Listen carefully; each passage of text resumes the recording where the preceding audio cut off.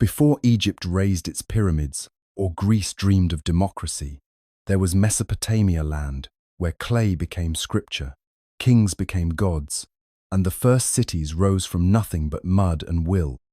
Between the burning deserts of Arabia and the jagged peaks of Anatolia, the Tigris and Euphrates spilled their chaotic blessings onto a barren plain, coaxing humanity's first great leap into history. In this unforgiving yet fertile land, everything began: writing, law, empire, myth. This is not just the tale of a vanished world, it is the buried root of our own. Journey into the floodplains of time with the entire story of ancient Mesopotamia, where civilization was born, and where it learned what it means to rise, fall, and endure. The landscape was one of stark contrasts.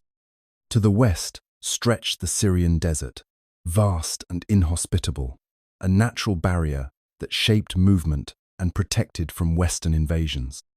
To the east rose the Zagros Mountains, their snow-capped peaks feeding tributaries that joined the Tigris in its journey southward. In the center, the Mesopotamian plain unfolded, a broad and featureless land broken only by the meandering of rivers and the occasional marshlands that spread out near their confluence.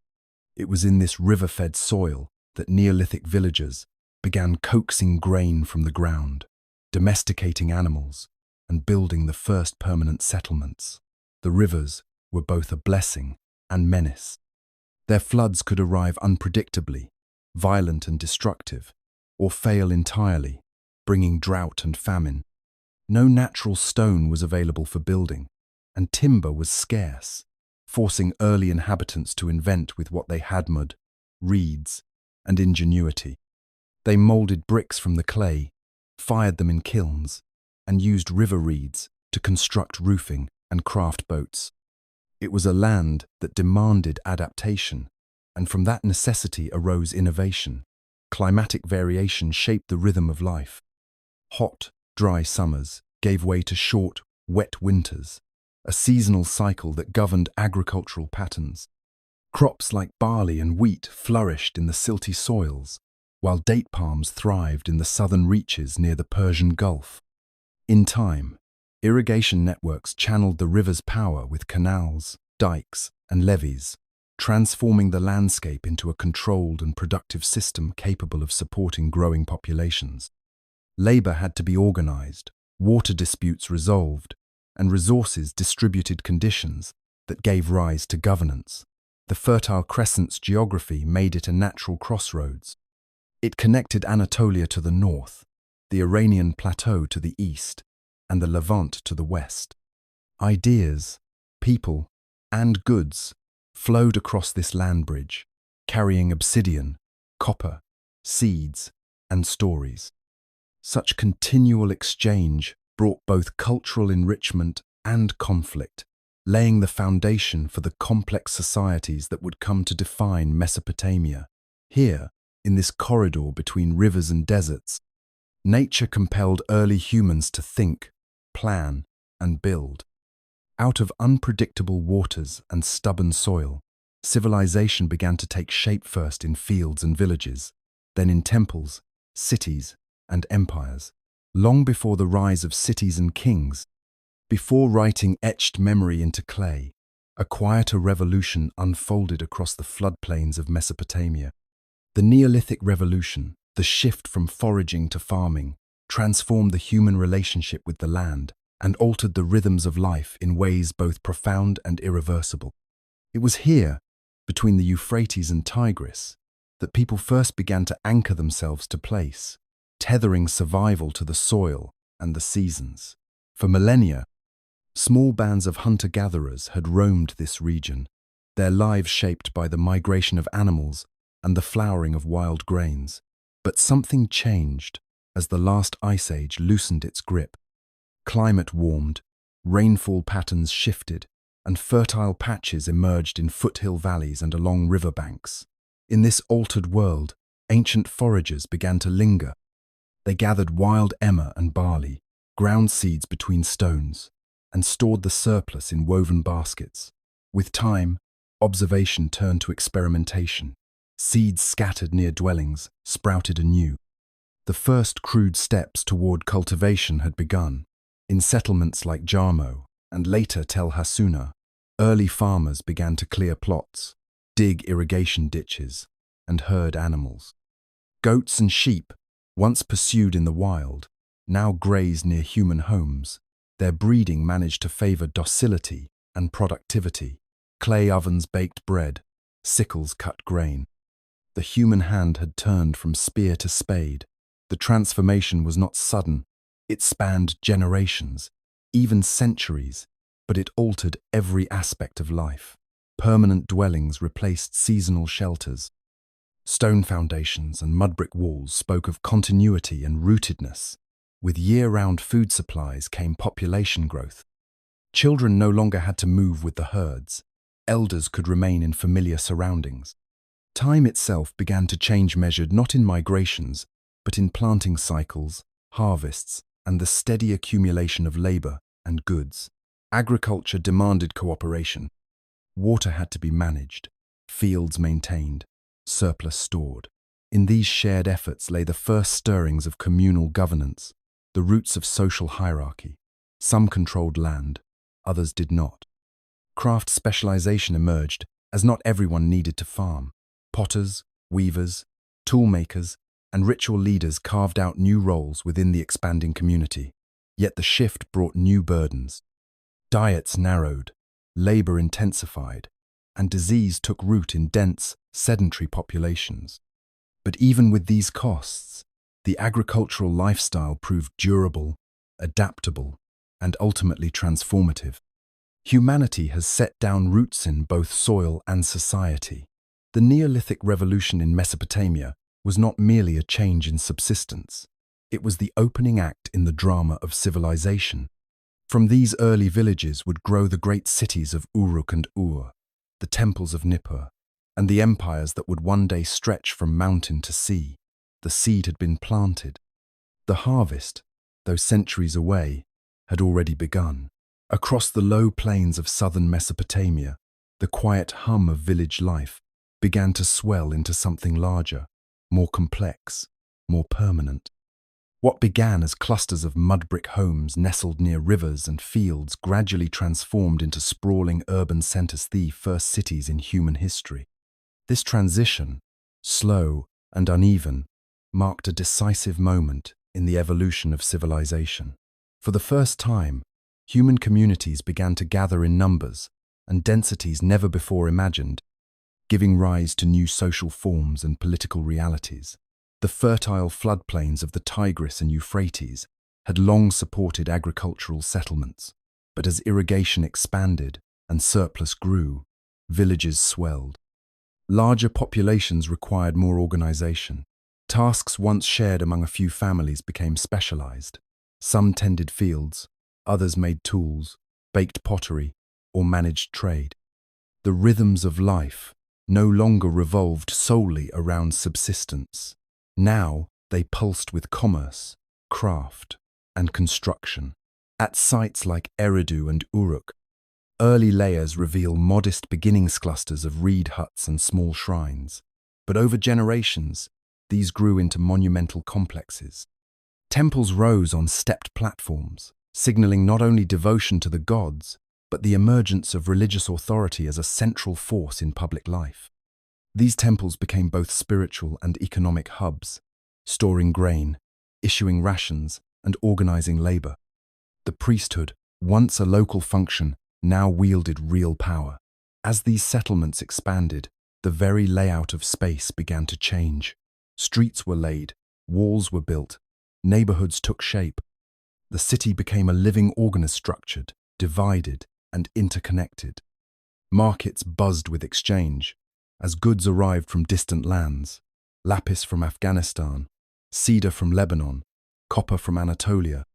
Such long-distance trade demanded record-keeping and regulation, giving rise to writing not for poetry or myth, but to count, measure, and command. Urban life created a new human experience. Density brought opportunity, but also tension. Social hierarchies hardened. Elites emerged: landowners, merchants, and temple officials, while laborers and slaves toiled at the margins. Power became visible in architecture, towering ziggurats, broad avenues, imposing walls. These were not merely shelters, but statements of control and permanence. Yet the city was more than administration and structure. It became a crucible of innovation. Technologies spread faster in close quarters. Ideas clashed, merged, and multiplied. Art, law, religion, and governance all found new expression in the urban milieu. Identity shifted as well. People no longer belonged just to a clan or village. They belonged to a place, a city, a civilization. From scattered fields and riverbank hamlets, the great cities of Mesopotamia emerged as enduring testaments to human imagination and organization. They were fragile, vulnerable to flood, drought, or invasion, but they endured, reshaped, and rebuilt. In their crowded streets and lofty temples, the story of the ancient world truly began. Long before the towering ziggurats of and the scribes of Sumer etched law into clay, a quieter, deeper layer of civilization had already begun to settle across the Mesopotamian landscape. This was the Ubaid period, a formative era stretching from roughly 6,500 to 3,800 BCE, when the essential patterns of Mesopotamian society first took shape. In its subdued pottery and low, flat-topped temples, the Ubaid left no monuments to rival later grandeur, yet its legacy would ripple through every phase of Mesopotamian history. At the heart of the Ubaid world stood the temple no merely as a place of worship, but as the organizing principle of social and economic life. Early shrines, built of sun-dried brick and raised on simple platforms, served as the nucleus around which settlements grew. From these modest sanctuaries, priests directed irrigation efforts, coordinated labor, stored grain, and oversaw redistribution. Religion, from its earliest forms in the south, was not separate from daily life. It was the structure within which society itself cohered. The people of the Ubaid did not yet live in cities, but their villages larger, more organized, and more permanent than their Neolithic predecessors displayed the first hints of urban logic. Rectilinear houses were built with central hearths and side rooms, uniform in form but distinct in size, suggesting emerging social stratification. Larger homes, closer to temple centers, likely belonged to leading families. Power was still personal, rooted in ritual authority and kinship, but the outlines of hierarchy were being drawn. Pottery from the period, painted in greens and browns with geometric patterns, was both functional and expressive.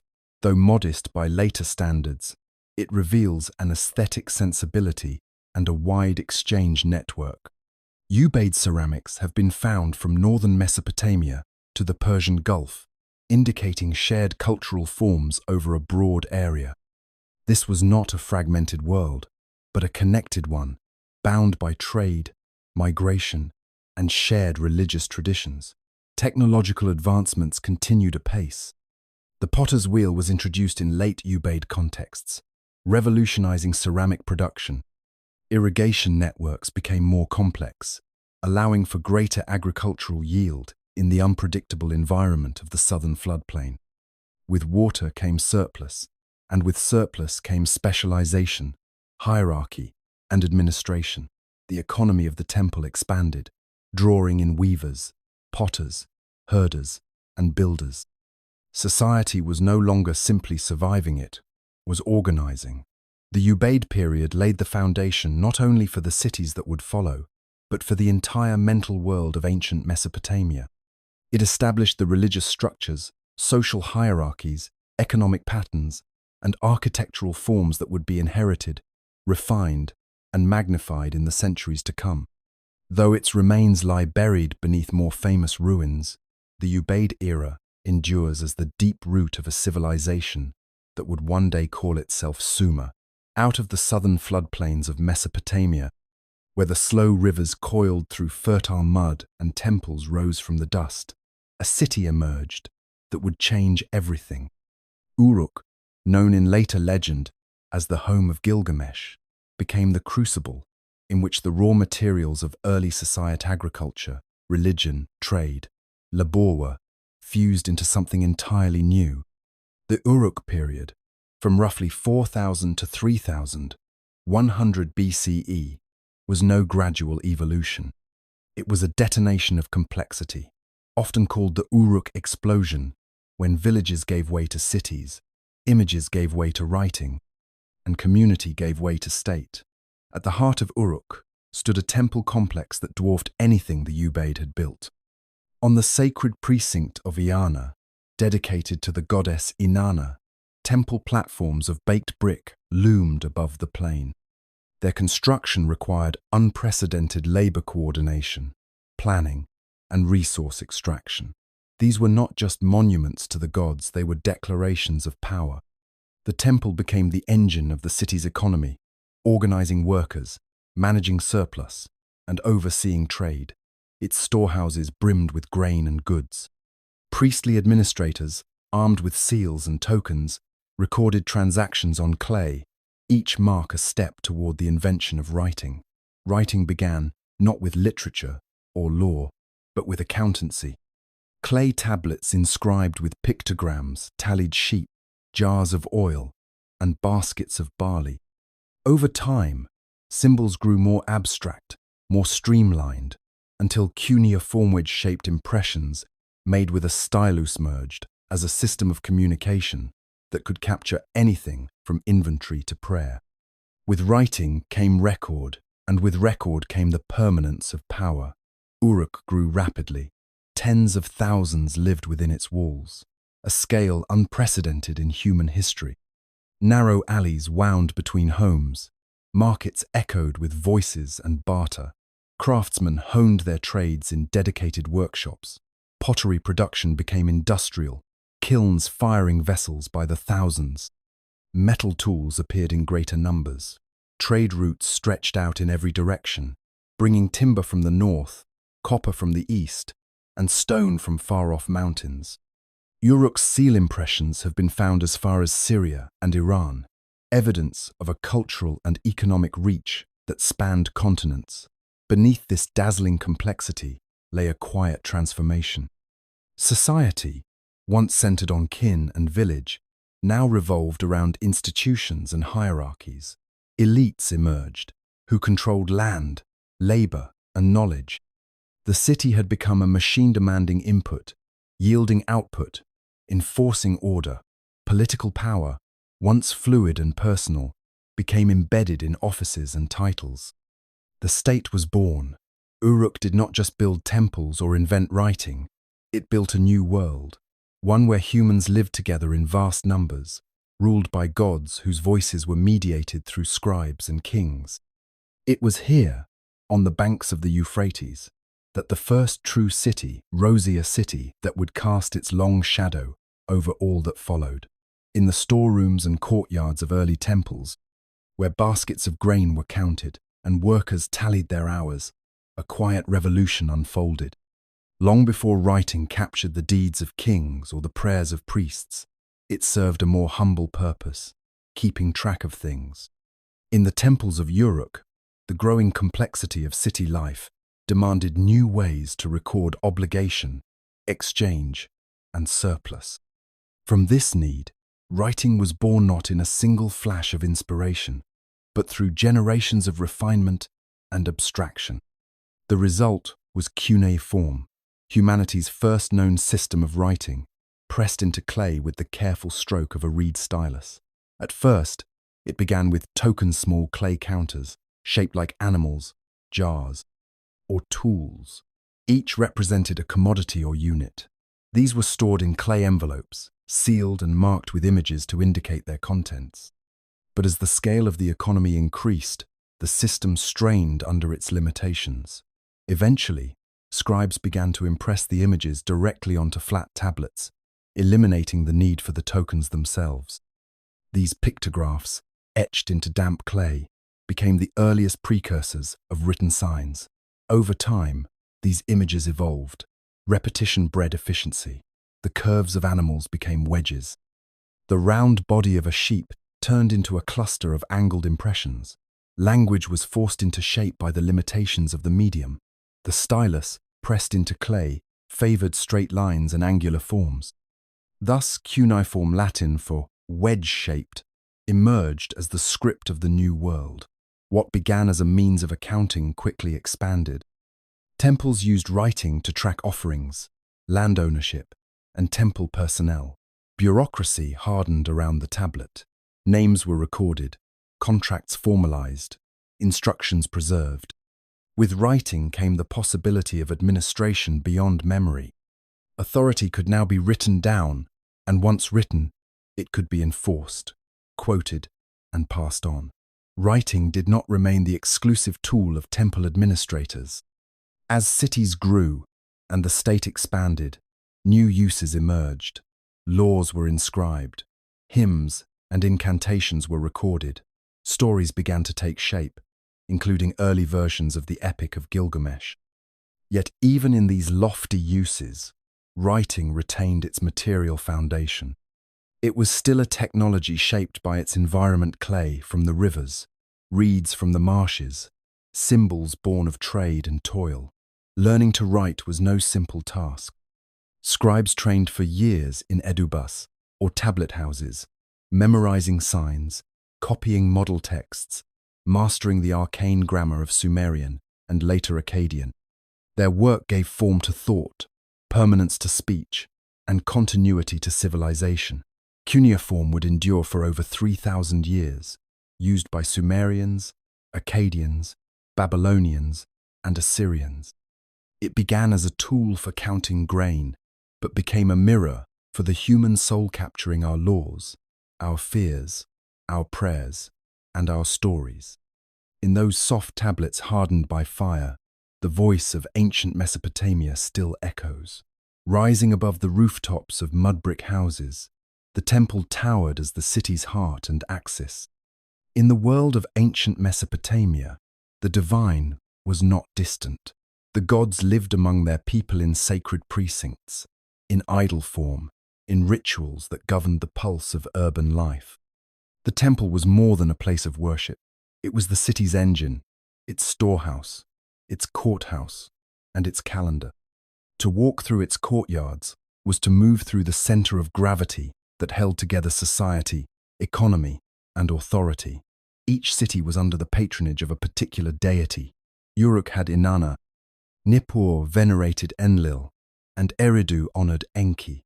The god's dwelling stood at the highest point, often built on a raised platform or ziggurat, symbolizing divine dominion over both nature and mankind. Inside the sanctuary, priests tended sacred fires, bathed and clothed the divine statues, and performed offerings of food and incense. These acts were not symbolic. The gods, it was believed, needed to be fed, honored, and kept content, lest they withdraw their protection and unleash disorder. Priests, drawn from elite families and rigorously trained, acted as intermediaries between humans and the divine. Their roles blended spiritual authority with administrative power. They interpreted omens, organized rituals, and maintained temple purity, but also managed fields, laborers, scribes, and livestock. They oversaw the collection of tithes and tributes, administered justice in temple courts, and ensured the orderly flow of grain, wool, and silver through the city's economic arteries. The temple's landholdings could be vast. Canals fed irrigated fields cultivated by dependent workers. These lands supplied not only offerings to the gods, but also surplus for trade, festival, and redistribution. The temple's storehouses, massive complexes, with thick walls and narrow doorways, were guarded not just against theft, but against chaos itself. They represented control over nature's bounty and the promise of continuity in a world where floods, droughts, and war always lurked at the edges. Beyond its walls, the temple shaped time itself. Festivals and rituals marked the seasons, honored divine marriages, and reenacted cosmic battles. These events brought the community together, reaffirming their place in the divine order and reminding them that their city was not just a collection of buildings, but a microcosm of heaven. Even kings bowed before the temple, though royal power would rise alongside and eventually rival priestly authority. Early rulers styled themselves as servants of the gods. Their legitimacy flowed from their role as temple patrons, builders, and protectors of sacred order. In Mesopotamia, the temple was not an addition to urban life, it was its origin. From it came writing, administration, economy, and law. Its priests did not merely invoke the gods, they shaped the very structure of the world their gods inhabited. And in doing so, they shaped the world their people lived in. In the beginning, power wore the robes of a priest and spoke the language of the temple. But as cities swelled and rivalries sharpened, another figure emerged beside the zigguratone who did not plead to the gods, but commanded men. The king, or lugal great man, rose from the chaos of conflict and the demands of expansion, a figure born not of divine descent, but of human necessity. His authority, though claimed from the heavens, was forged in the mud of Mesopotamian warfare and the stone of its foundations. In times of danger, early city-states turned to capable warriors to defend their walls and lead their people. When the threat passed, these leaders sometimes relinquished power. But as dangers multiplied neighbor against neighbor, drought against field, flood against homesome leaders stayed. They began to build their own courts, administer justice, and collect tribute. Over time, their roles became formalized. They were not just protectors, they were rulers. The palace rose as a new institution, distinct from the temple, yet inseparably linked. These early kings understood the power of divine endorsement. They did not challenge the gods, they served them with pomp and proclamation. Royal inscriptions often depict the king as chosen by the deity, raised up to bring order to the land, to crush enemies, to build temples. The king's legitimacy depended on this sacred relationship. He was not a god himself, at least not yet, but he acted with divine sanction, a shepherd of his people under the gaze of the divine. The palace, like the temple, became a center of administration and wealth.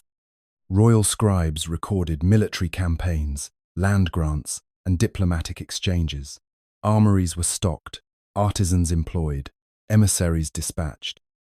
Palatial architecture grew more elaborate, wide courtyards, audience halls, storerooms, and private quarters.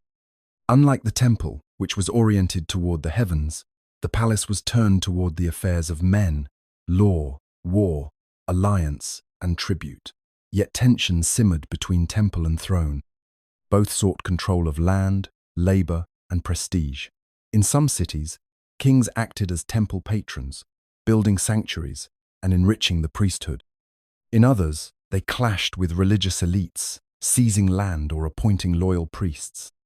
The balance of power shifted from city to city and century to century, but the rivalry never disappeared.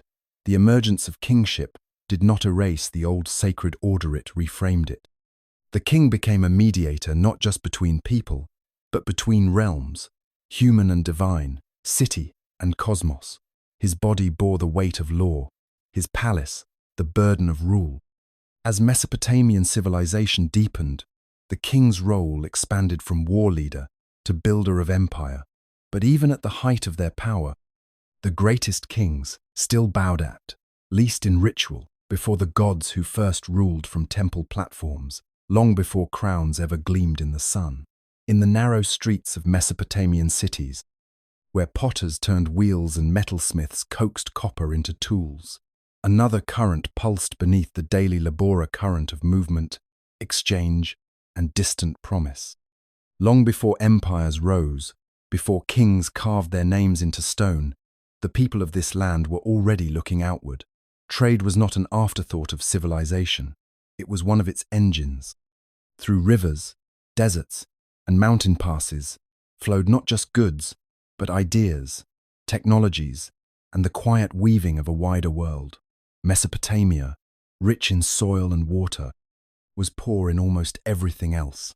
Timber, stone, and metal ore essential for building and craft had to be brought from afar. From the north came cedar logs and limestone. From the east, tin and lapis lazuli.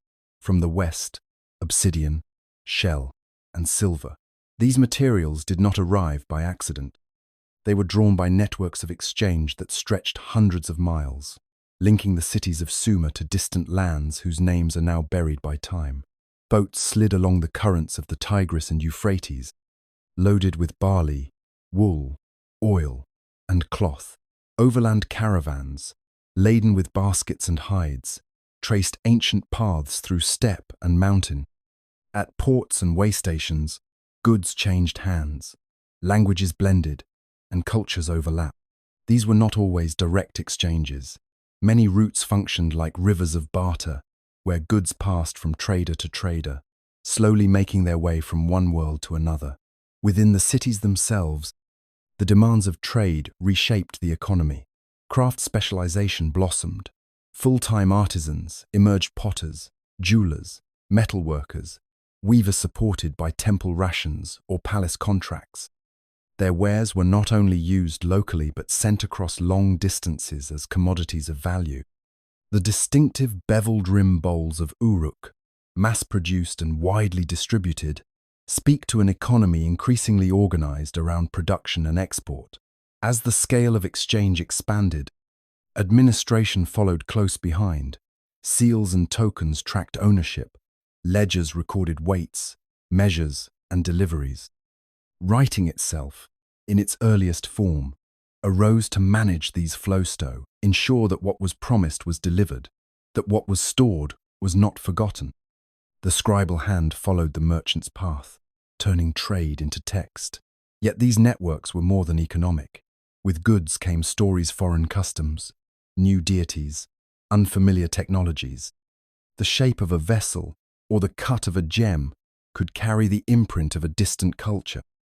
Over time, Mesopotamia's neighbors became more than trade partners. They became rivals, allies, threats, and subjects. But in these early centuries, trade was not yet conquest. It was the patient weaving of connections that stitched together the scattered peoples of the ancient Near East. The early Mesopotamians may have lived in cities bounded by walls, but their horizons stretched far beyond them. In the movement of goods and the minds that moved with them, civilization extended its reach and seal, one tablet, one cargo at a time. Between the final echoes of Uruk's first great expansion and the rise of kings who would carve their names into stone and memory, a quieter chapter unfolded across the plains of southern Mesopotamia. The Jemdet-Nuzzer period, spanning roughly 3,100 to 2,900 BCE, marked a subtle but crucial turning point. It was an age of consolidation and transition, neither as dazzling as the Uruk explosion nor as well recorded as the dynasties to come, yet foundational in shaping the structures of power, writing, and identity that would define the early Mesopotamian world. At first glance, the material culture of this era appears familiar. The cities remain Uruk, Kish, Eridustil, anchored by their temples and ringed with mud-brick walls. But beneath the surface, changes were rippling outward. The writing system, once a loose collection of pictographs used for simple accountancy, now matured into a structured script. Tablets from this period reveal a more refined cuneiform, with signs arranged in orderly rows, and scribes beginning to move beyond simple inventories.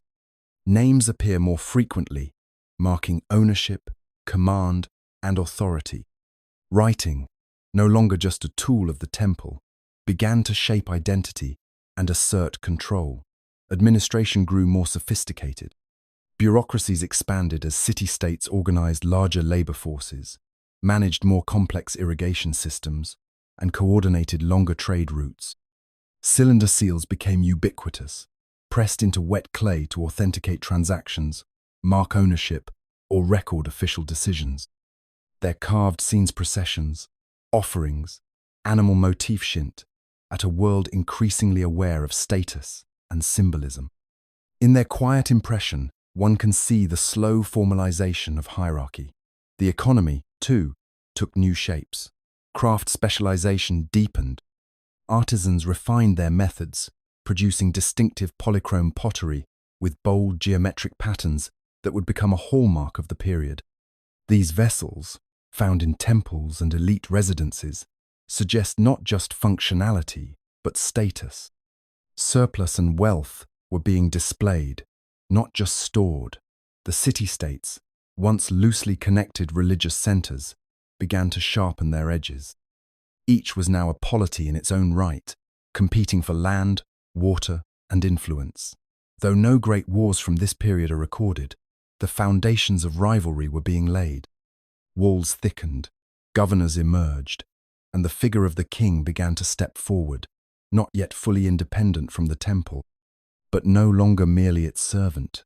In the layered tablets and painted pots of Jemdet-Nazar, we find a world in transition, a society catching its breath after the explosive growth of Uruk, preparing for the fierce and dynamic age of kings to come. What emerged from this period was not just continuity, but refinement. The tools of civilization writing, administration, hierarchy had been forged. Now they would be wielded. As the Jemdet-Nazar period faded into memory, the cities of southern Mesopotamia stepped fully onto the stage of history. No longer tentative experiments in urban life, they had matured into autonomous centers of power city-states, ruled by kings, defended by walls, and consecrated to the gods who watched from their towering temples. This was the early dynastic period, when names like Lagash, Uruk, Kish, and Nippur took shape as sovereign realms, each competing for land, water, and divine favor in a landscape where glory and ruin often walked side by side. These Sumerian city-states, though unified by language, religion, and culture, were fiercely independent. Each claimed the patronage of a major deity, whose temple formed the spiritual and economic heart of the city. To serve that god, to expand the city's fields, and to protect its people became the sacred duty of the Lugal, the king. He ruled from a palace distinct from the temple, commanding armies, presiding over law courts, and issuing decrees that scribes etched into clay. Yet even as he wielded secular power, he knelt in ritual before the gods, his authority drawn from their favor, his failures interpreted as signs of their displeasure. Competition between city-states was endemic. With no overarching empire to enforce peace, alliances shifted and wars flared as each sought to dominate the others. Kish, located on the edge of the northern plain, claimed the title King of Kish, a phrase that soon became shorthand for hegemonic authority. Its rulers styled themselves not merely as lords of a city, but as those chosen by the gods to lead all Sumer. Yet this supremacy was never absolute. Uruk, with its ancient prestige, Ur, with its strategic southern ports, and Lagash, with its ambitious kings and vast temple estates, all contested that claim. The rivalry between Lagash and its neighbor Umma became legendary. At stake was a fertile tract of disputed land, but more deeply, the conflict reflected the growing tensions between temple and palace, priesthood and throne, god and king. Eonatum of Lagash claimed to have crushed Umma, commemorating his victory with the stele of the vulture sown of the earliest known war monuments, etched with scenes of marching soldiers and divine vengeance. It was not merely a record of conquest, but a message. Kings now wrote history. Amid this competition, cities flourished, canals irrigated broad fields. Workshops bustled with potters, weavers, and smiths. Temples amassed wealth, their officials directing labor and trade. Writing became more versatile, now used for hymns, proverbs, and diplomatic correspondence. Law codes began to appear, formalizing justice in the name of divine order. In the rise of the Sumerian city-states, we find a world of proud independence and sacred rivalry, where each city stood as a reflection of heaven's will on earth. Their names, once etched in soft clay, would be remembered for millennia. From their stone walls and temple courts, the first true age of kings had begun. In the minds of the Sumerians, the world was not a random place. It was ordered, deliberate, and divine-crafted by powerful gods who governed not just the heavens, but every aspect of the earth below. To live was to exist within their framework, to serve and to be seen, and every harvest, flood, illness, or victory was read as a message from beyond. Religion in Sumer was not merely belief, it was structure, memory, and the unseen architecture of civilization itself. At the center of this sacred world stood a vast pantheon. Each city had its patron deity. Enlil ruled the wind and the fate of kings from Nippur. Inanna, fierce and radiant, watched over Uruk. Enki, the clever god of wisdom and water, whispered secrets from the depths of Eridu. These gods were not remote creators. They were active powers, intimately involved in the world of men. They ate, fought, wept, and judged. The divine realm mirrored the human one, complete with rivalries, alliances, and a celestial court that determined the destiny of nations. The temples were the gods' homes on earth. Built with labor drawn from the population and maintained with offerings, they stood as physical and spiritual centers of each city. Within their walls, priests conducted daily rituals, bathing the statue of the god, offering meals, reciting incantations, and interpreting signs. The gods did not live in abstract heavens, they dwelled here, in sanctuaries of brick and incense, and their favor had to be continually earned through devotion, order, and obedience. Myth wove the cosmos into story. In creation tales, the gods shaped the world from chaos, carving rivers, raising mountains, and planting the seeds of life. Humanity, according to Sumerian belief, was created not for freedom but for service to relieve the gods of their burdens and to maintain the rituals that sustained cosmic balance. The great myths of Inanna's descent into the underworld, of the flood that nearly wiped out mankind, and of Gilgamesh's quest for immortality, all echoed with the same themes: fate, struggle, loss, and the inescapable divide between gods and men. Kingship was not a human invention, it was a divine institution. The right to rule came down from heaven, and the king stood as a bridge between the earthly and celestial orders. He built temples, led festivals, and upheld justice, not as a man, but as an agent of divine will. His failures brought divine punishment, his triumphs, divine favor. Even when kings wielded swords and issued laws, their legitimacy was grounded in sacred duty. Sumerian religion was not a matter of faith, it was a system of knowledge, ritual, and power that permeated every corner of society. It shaped how people farmed, built, fought, and dreamed. To the Sumerians, the gods had built the world, and civilization was the act of keeping that world in harmony, one offering, one prayer, one carved tablet at a time. Beneath the towering ziggurats and the chants of priests, the daily life of the Sumerians unfolded in rhythms of labor, trade, and social expectation. Their society, as complex as the cities they built, was bound together by invisible hierarchies that ordered every relationship from palace to field, from temple to household. Class, gender, and property were not merely personal conditions, they were reflections of a cosmic structure, shaped by divine will and hardened by tradition. At the top of this structure stood the king and his court, surrounded by an elite class of administrators, priests, military leaders, and wealthy landowners. These men, often tied by blood or marriage, controlled the machinery of government and temple economy. Their houses were large, their names preserved in clay, their wealth drawn from lands they rarely worked themselves. Power and privilege flowed from both lineage and proximity to the divine. To serve the temple or the palace was to be close to the sources of order and to benefit from it. Beneath them lived the free citizens, farmers, artisans, merchants, and scribes. These men and women made up the body of the city-state.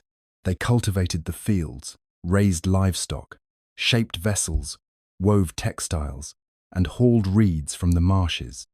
Though they owned their homes and tools, and sometimes their land, many worked under obligations to temples or palaces, paying rent, offering service, or contributing a share of their produce. Debt was a constant threat, and failure to repay could drag a family downward into bondage. Slavery was woven into the fabric of this world, not based on race, but on circumstance. Prisoners of war, victims of debt, or even children sold by desperate parents might become slaves. Some labored in fields, others served in households, temples, or workshops. While a few could earn freedom or marry into the free class, most remained property. They were listed in inventories alongside oxen and tools, their humanity reduced to economic function. Gender shaped one's role as much as class. Men dominated public life, serving as officials, priests, judges, and scribes, while women were more often confined to the household. Yet this division was not absolute. In temple economies, women could hold administrative roles. Some even served as priestesses with wealth and influence of their own. Widows manage property, and some businesswomen appear in contracts as landowners or lenders. Still, the ideal woman was defined through her connection to men first, as daughter, then as wife, and finally as mother. Land was the foundation of wealth, and its ownership was carefully recorded. Temple lands were vast, worked by dependent laborers. Royal lands served the palace and army. Private plots, though smaller, were prized and passed down through generations. Disputes over fields and boundaries fill the earliest legal documents, revealing a people deeply rooted in the soil they farmed, yet constantly negotiating the lines that divided it. Sumerian society, like the rivers that sustained it, was layered and uneven, its wealth and burdens distributed by the logic of power. Yet within these structures, people worked, married, borrowed, bought, and prayed, bound by tradition, but never entirely defined by it. In the land where writing was born and kings ruled in the name of gods, art and architecture were not simply aesthetic pursuits, they were instruments of meaning. Every brick laid, every figure carved, every pattern painted was charged with purpose. In early Sumer, art did not decorate life, it defined it. It gave form to the divine, authority to the ruler, and permanence to memory in a world where time was both fragile and sacred. The most striking monuments of this age were the ziggurats, massive stepped platforms rising above the flat floodplain like man-made mountains.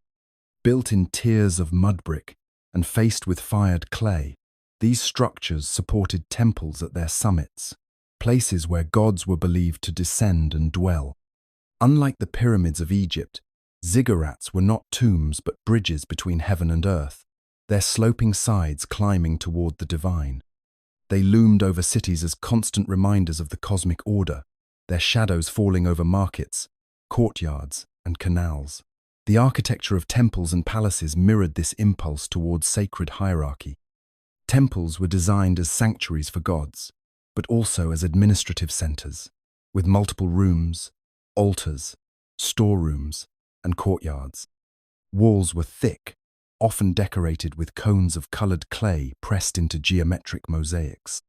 Palaces, though less well preserved from the earliest periods, began to adopt similar forms, organized spaces of power, where audience halls and receiving rooms conveyed not comfort, but control. Statues populated these spaces like silent witnesses. The most iconic of these were votive figures carved from alabaster, limestone, or gypsum depicting worshippers with wide, staring eyes and clasped hands. These were not portraits in the modern sense. They were eternal surrogates, placed in temples to offer perpetual devotion on behalf of the donor. Some bore inscriptions identifying their sponsors and prayers. Their fixed gazes, unblinking and solemn, suggest a people always aware of divine presence. Kings and gods, too, took material form. Larger-than-life statues depicted rulers in postures of strength and humility, seated with inscriptions. standing in prayer, or carrying baskets of bricks to signify temple building. The boundary between man and deity blurred in these images. Power was shown not through violence, but through service to the divine, a visual theology carved into stone. Art in early Sumer extended to seals, reliefs, and ceremonial objects. Cylinder seal stene, intricately carved cylinders rolled onto clay depicted mythological scenes, courtly rituals, and symbols of authority. These objects, pressed onto tablets or containers, marked ownership and identity, but also told stories in miniature, visual fragments of a world where symbolism and function were always entwined. In early Sumer, beauty was never separate from power. Art justified rule, affirmed belief, and made the invisible visible. Architecture was not shelter, but structurean order imposed on chaos, a reflection of the heavens above. In every wall and figure, the Sumerians etched their place between gods and earth, shaping not just cities, but a vision of how the world should be. In the quiet chambers of scribal schools and temple archives, where clay tablets were pressed with styluses and set to dry in the sun, one story endured above all others. It was told in fragments at first, scattered across centuries and cities, yet it persisted growing, evolving, taking on new form with each generation. This was the Epic of Gilgamesh, the oldest surviving work of literature, born in Sumer but carried by time into the heart of Mesopotamian identity. It was more than a tale of kings and monsters. It was a meditation on life, death, and the limits of human striving. Gilgamesh, king of Uruk, was no ordinary ruler. 2/3 divine and 1/3 mortal, he towered above his people in strength and arrogance. He built the walls of Uruk, raised temples to the gods, and took what he wished. But power, without restraint, brings chaos, and so the gods sent Enkidu, a wild man shaped from clay, to challenge him. What begins as a contest becomes a friendship, one that tempers Gilgamesh's pride and draws him into the world of feeling and loss. Together, the two heroes embark on great adventure, slaying the forest guardian Humbaba, defying the goddess Ishtar, and killing the bull of heaven. But their triumphs come at a cost. Enkidu falls ill and dies, a punishment from the gods, and Gilgamesh, broken by grief, begins a desperate journey, not for vengeance, but for understanding. He sets out across the world to find Utnapishtim, the immortal survivor of the Great Flood, hoping to learn the secret of eternal life. What he finds is not a formula for immortality, but a revelation. Utnapishtim tells him that death is woven into the fabric of the world, that the gods gave life to humans but not eternity. Even the plant of rejuvenation that Gilgamesh finds is stolen by a serpent as he bathes. He returns to Uruk not with eternal youth, but with wisdom acknowledging his mortality and taking pride in the city he built and the legacy he will leave behind. The epic is both personal and cosmic. It confronts the inevitability of death, the ache of loss, the fear of being forgotten, yet it also celebrates human achievement, friendship, courage, the power to shape the world through effort and memory. In Gilgamesh's return to his city, we find the Sumerian answer to mortality, not to escape it, but to build against it, to leave behind something enduring. This story, first told in Sumerian and later expanded in Akkadian, echoes the voice of a civilization that understood both grandeur and impermanence. It is the breath of clay made word, a mirror held up to the soul of Mesopotamia. Through Gilgamesh, the Sumerians gave shape to their fears and hopes, and in doing so, gave us one of the world's earliest glimpses into the longing heart of humanity. Beneath the shared gods and the soft clay of their tablets, the cities of Sumer lived in a world of sharp edges. Though bound by a common language and faith, the Sumerian city-states Ur, Uruk, Lagash, Umma, Kish rarely knew peace for long. Each city claimed to be the rightful center of divine order, its temple the seat of the gods' favor. But in the south's crowded river plains, land was finite, water had to be controlled, and ambition often spilled over the canal banks. Conflict was not an anomaly, it was a feature of life, shaped by the same hands that built temples and etched hymns. Warfare among the city-states was regular and ritualized. Armies were often composed of citizen soldiers summoned from the fields, led by kings who took on the role of warrior as well as priest. Clashes were as much about assertion as destruction, a show of strength, a raid for goods or territory, a test of divine favor. The gods, it was believed, determined the outcome. Victory confirmed their blessing, defeat their withdrawal. One of the earliest and clearest records of such conflict comes from the rivalry between Lagash and Umma. At the heart of their quarrel lay a strip of fertile farmland along their shared border. Both claimed divine right to the fields, and both appealed to the gods and their own past agreements. But the arguments moved from temple to battlefield, and kings led campaigns under the watchful eye of their patron deities. The stele of the vultures, carved under Eonatum of Lagash, depicts soldiers in tight formations, trampling foes, overseen by the god Ningirsu wielding a battle net.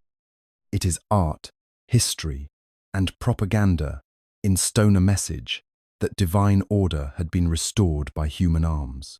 Yet diplomacy, too, was part of the political rhythm. Treaties were made, borders marked with stones or posts, and oaths sworn in the names of the gods. These agreements were recorded on tablets, sealed and stored in temple archives. Violating a treaty was not just a political act, it was sacrilege. The gods were witnesses, and punishment might come not only from swords, but from drought, plague, or defeat. Even amid conflict, cities knew the value of alliances. They exchanged envoys, intermarried royal families, and sent giftsgrain, livestock, crafted goods to affirm bonds or prevent war.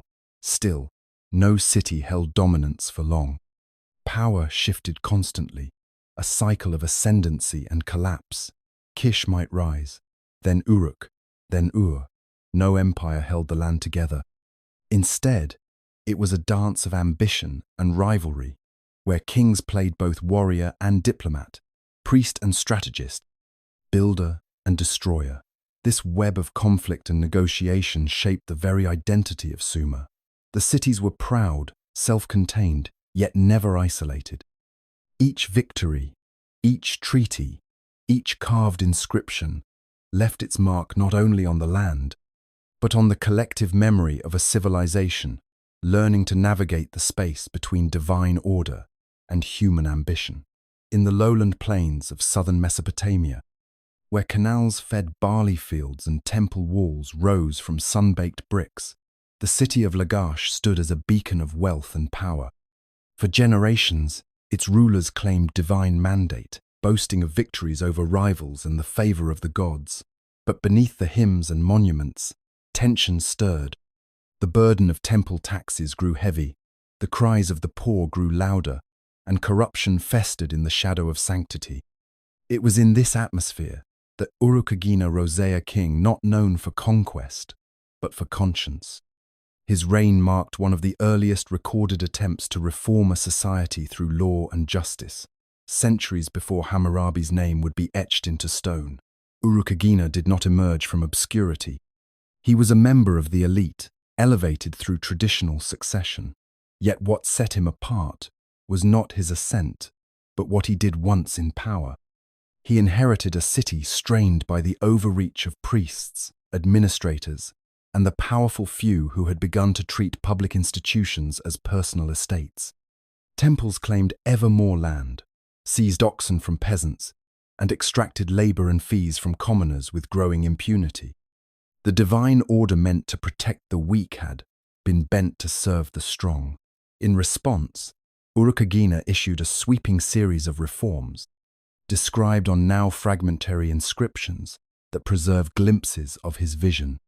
He declared that widows and orphans were not to be exploited, that the poor were not to be forced into service for the benefit of the temple.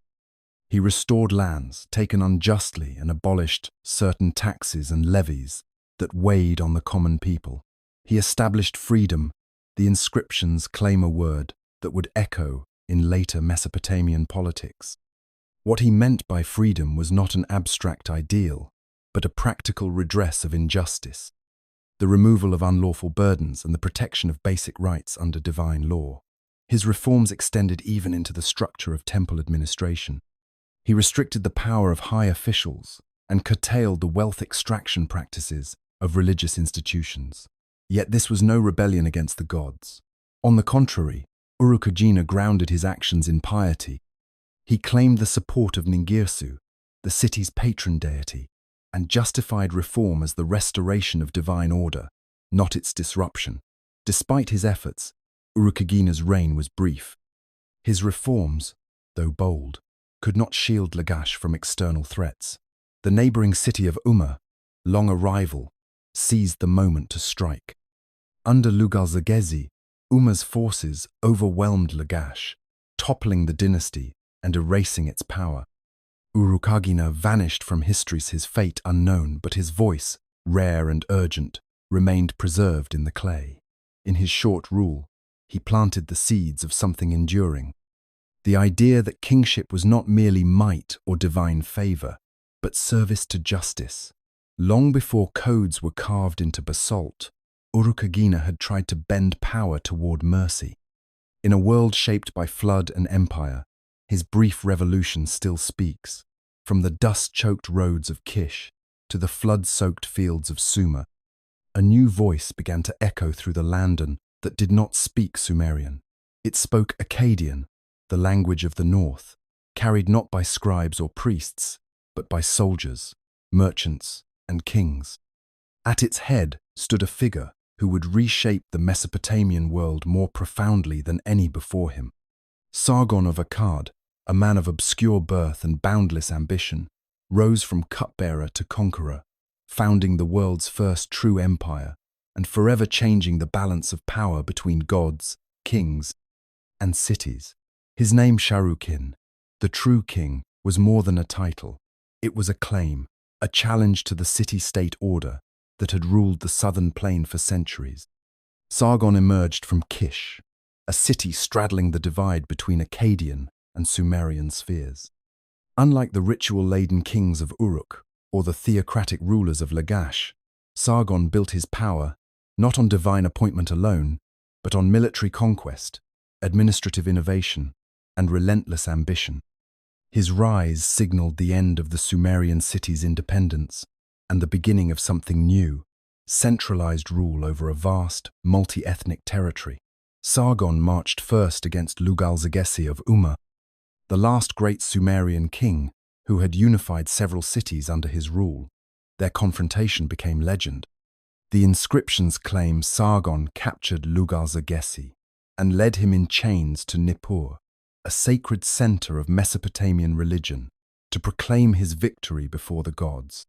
From there, the Akkadian king swept south, east, and west, conquering Elam, securing routes to the Gulf, and even claiming dominion as far as the Mediterranean. The empire stretched from the mountains of Anatolia to the shores of Dilmun, held together by garrisons, governors, and roads that stitched its parts into a single imperial fabric.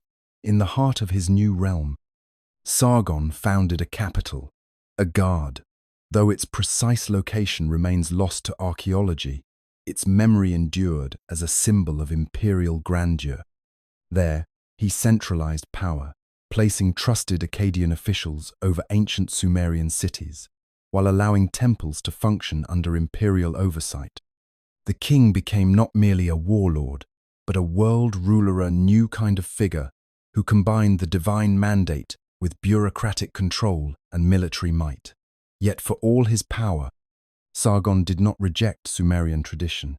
He embraced it, adopted its scribes and gods, and merged Akkadian culture with the deep-rooted religious structures of the south. Cuneiform adapted to a new tongue. Hymns were composed in his name. The old and the new were bound together in service of something greater than any single city. When Sargon died, his descendants inherited not just a throne, but a vision, an empire governed not by tradition alone, but by force, language, and administration. The Akkadian ascendancy marked the dawn of imperial politics, the first moment when one king ruled many peoples under a single, commanding voice. The world would not be the same again. In the centuries before the Akkadian Empire, the cities of Sumer ruled themselves as independent, fractious enclaves each, one a world unto itself, defined by its patron god, temple economy, and jealous pride. Sargon shattered that mosaic and replaced it with a single structure that stretched across deserts, mountains, and rivers. The mechanisms he used to hold it together: language, bureaucracy, military foreseeded, not emerge by chance. They were crafted, imposed, and refined through the relentless machinery of the empire. Akkadian, once the spoken tongue of the north, became the language of rule. It had long existed beside Sumerian, but under Sargon and his successors it was standardized, written in cuneiform, and taught in scribal schools across the empire. Scribes learned to translate and compose in both tongues, preserving Sumerian literature even as Akkadian became dominant. This bilingual tradition did not erase the past, it absorbed it. The language of the empire carried within it the memory of the cities it had conquered, even as it declared the authority of Akkad. Governance under the Akkadians took shape around the principle of central control enforced through regional administration. Sargon appointed Governorsensi and Shakanakuva conquered cities, chosen not for lineage or local ties, but for loyalty to the crown. These officials collected taxes, mustered troops, oversaw irrigation, and reported to the capital. Grain, silver, livestock, and labor flowed toward Agadi, where redistribution supported the imperial court and military. A network of messengers and garrison posts ensured communication across vast distances, enabling the king's orders to reach from the Zagros to the Levant in a matter of weeks. The military arm of the empire was not an ad hoc levy of citizen soldiers, but a standing force professional, permanent, and well supplied. These troops, drawn from many ethnicities, operated under Akkadian command and often garrisoned hostile or restive regions. Siege engines and organized infantry formations replaced the chaotic charges of earlier warfare. The empire did not simply conquer it, held, suppressed, and extracted. Its grip was made of spears as much as tablets. Religion, too, became a tool of rule. Sargon and his successors did not destroy local cults. They honored them, funded temples, and claimed divine favor. But they also elevated their own gods, particularly Ishtar and Enlilto, pan-imperial prominence. Statues of deities were relocated, cultic centers reshaped, and priesthoods reappointed to reflect loyalty to Akkad. Even the king himself was sacralized, titled as Deputy of Enlil, a man whose authority extended into both divine and earthly spheres. This was the new Ordinate, a city-state culture of pious autonomy, but an empire forged by arms, administered by scribes, and spoken in a tongue that now stretched across the known world. The Akkadian system was fragile, not because it lacked strength, but because it required constant assertion. Its unity was not natural.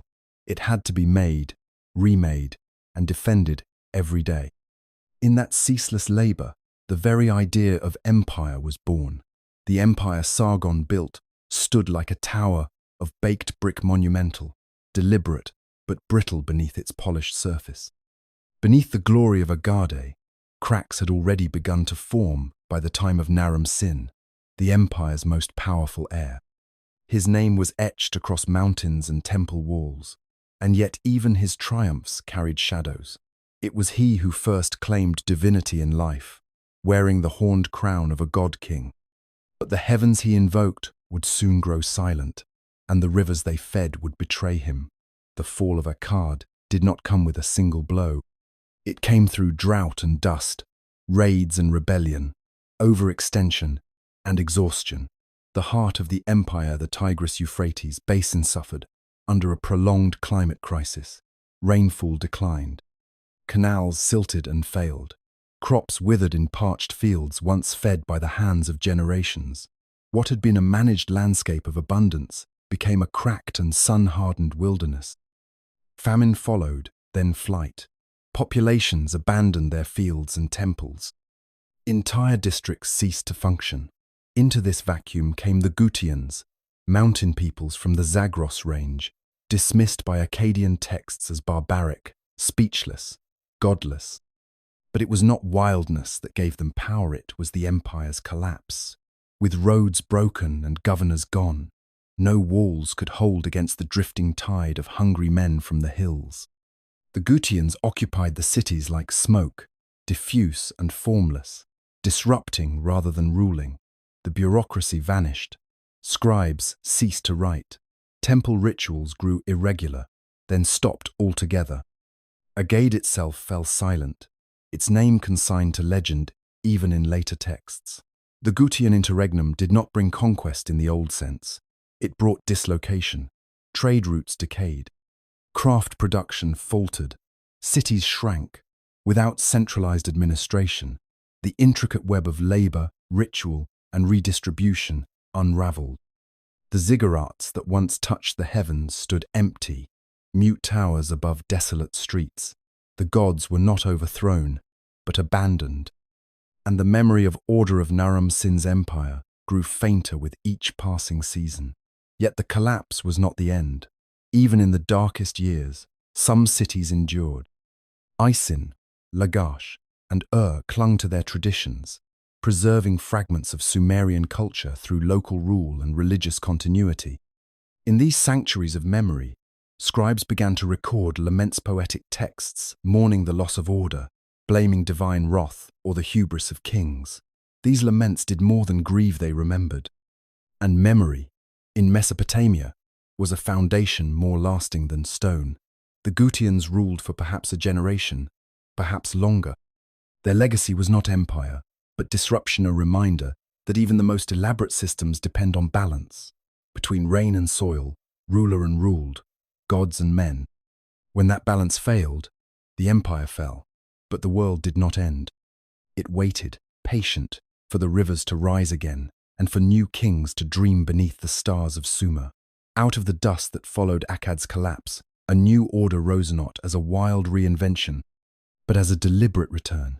The third dynasty of known to later scribes as III, cast itself not as a fresh beginning, but as a restoration of something ancient and pure.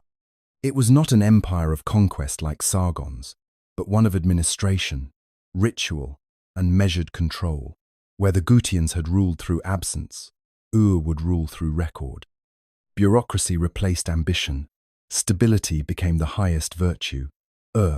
Namu, founder of the dynasty, presented himself as a chosen servant of the gods, particularly Nana, the moon deity of His temple projects and legal reforms established the framework for a kingdom built as much on ideology as on power.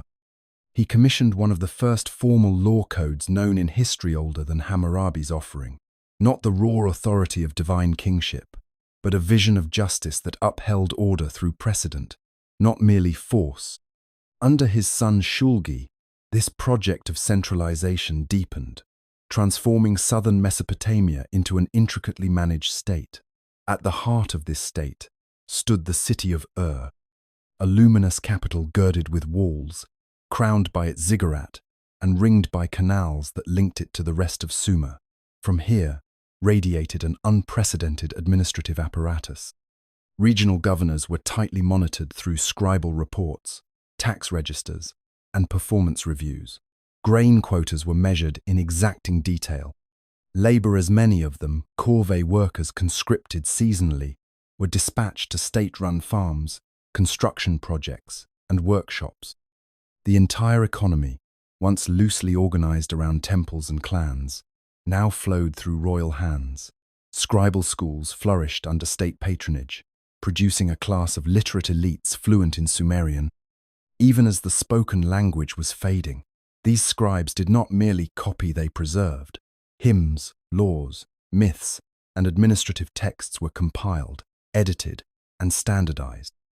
It was during this period that Sumerian literature took on the shape we know today, frozen into clay, and stored in temple archives like sacred relics of a golden age. Yet for all its sophistication, Ur-3 was brittle. It relied on relentless oversight, a high degree of central control, and the assumption that the machinery of governance could outlast the men who operated it. Shulgi's reign was long and vigorous, filled with self-praise and administrative reform, but his successors faced mounting strain. The borders were never fully secure. Amorite tribes pressed from the west. Elamite forces threatened from the east. Internally, the cost of maintaining the centralized system began to outweigh its benefits. By the time Ur finally fell to Elamite armies around 2004 BCE, the illusion of permanence had shattered once more. But the legacy endured. The Sumerian Renaissance did not last, but it defined what Mesopotamian kings would later remember, emulate, and mourn. It was a final flowering order after chaos, clarity after collapse etched into the tablets as a standard against which all future kingdoms would be measured. Ur-Nammu ruled, not only with the authority of kingship, but with the ambition of order. In a world recovering from disintegration, his vision was not conquest but coherence. The founder of the third dynasty of Ur, he set about weaving together a fractured land knot by sword alone, but by the careful articulation of justice. It was under his reign, in the waning years of the third millennium BCE, that the first known law code in human history was composed. Etched in Sumerian on clay tablets and stelae, it did more than prescribe punishments. It sought to define the structure of a just society. Unlike the later and more severe Code of Hammurabi, Ur-Nammu's laws reflected a relatively mild and pragmatic tone. Fines, rather than physical retribution, resolved most disputes.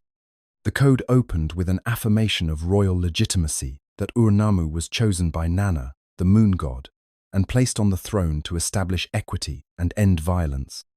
It then moved to define the rights and duties of persons in clear, formulaic terms. This was not divine decree from a mountain peak, but statecraft written in the ink of administration. Justice, under Ur-Nammu, was a public institution. Judges operated in appointed courts, and scribes documented proceedings. The king's law applied across city-states and temple estates, superseding local customs with a standardized legal vision. In this structure, even the powerful could be held accountable, at least reminded that their authority was not without bounds. The poor were protected in theory, if not always in practice. Widows, orphans, and debtors appeared in the law code as people with legal standing, their lives not invisible, but named in the administrative machine. The same centralization that enabled legal reform also defined Ur's bureaucracy. The economy was state-managed, its labor force recorded on cuneiform tablets that tallied rations and assignments down to the smallest measure. Bureaucrats tracked wool sheared, bricks baked, grain stored, and days worked. The law did not operate separately from this system. It was its spine. Legal norms governed contracts, wages, marriage, inheritance, and the allocation of temple goods. In a world still steeped in religious language, law became a secular framework for managing daily life. Ur-Nammu's code gave the state a voice that reached into households, workshops, and fields. It did not claim moral perfection, but it aspired to consistency. By naming what was permitted, punished, or expected, it created a world legible to scribes and kings alike. Justice became part of the architecture of governance, alongside walls and ziggurats, canals and storehouses. When Ur-Nammu fell in battle, whether struck down in rebellion or wore his legacy, did not end with his body. The code he commissioned lived on in copies, in memory, and in the administrative habits of generations that followed. In writing down the law, Ur-Nammu did something no king had done before. He claimed that civilization could be governed by more than will. It could be ordered, measured, and preserved. Even in clay, in the great temples of Mesopotamia, where scribes recorded offerings and priests watched the heavens, science was born not as a separate discipline. but as an extension of the sacred and the administrative. Observation was never idle curiosity. It served the needs of ritual, agriculture, taxation, and the ordering of life itself. The stars were not just lights in the sky. They were omens and regulators, their movements inscribed alongside myths and inventories.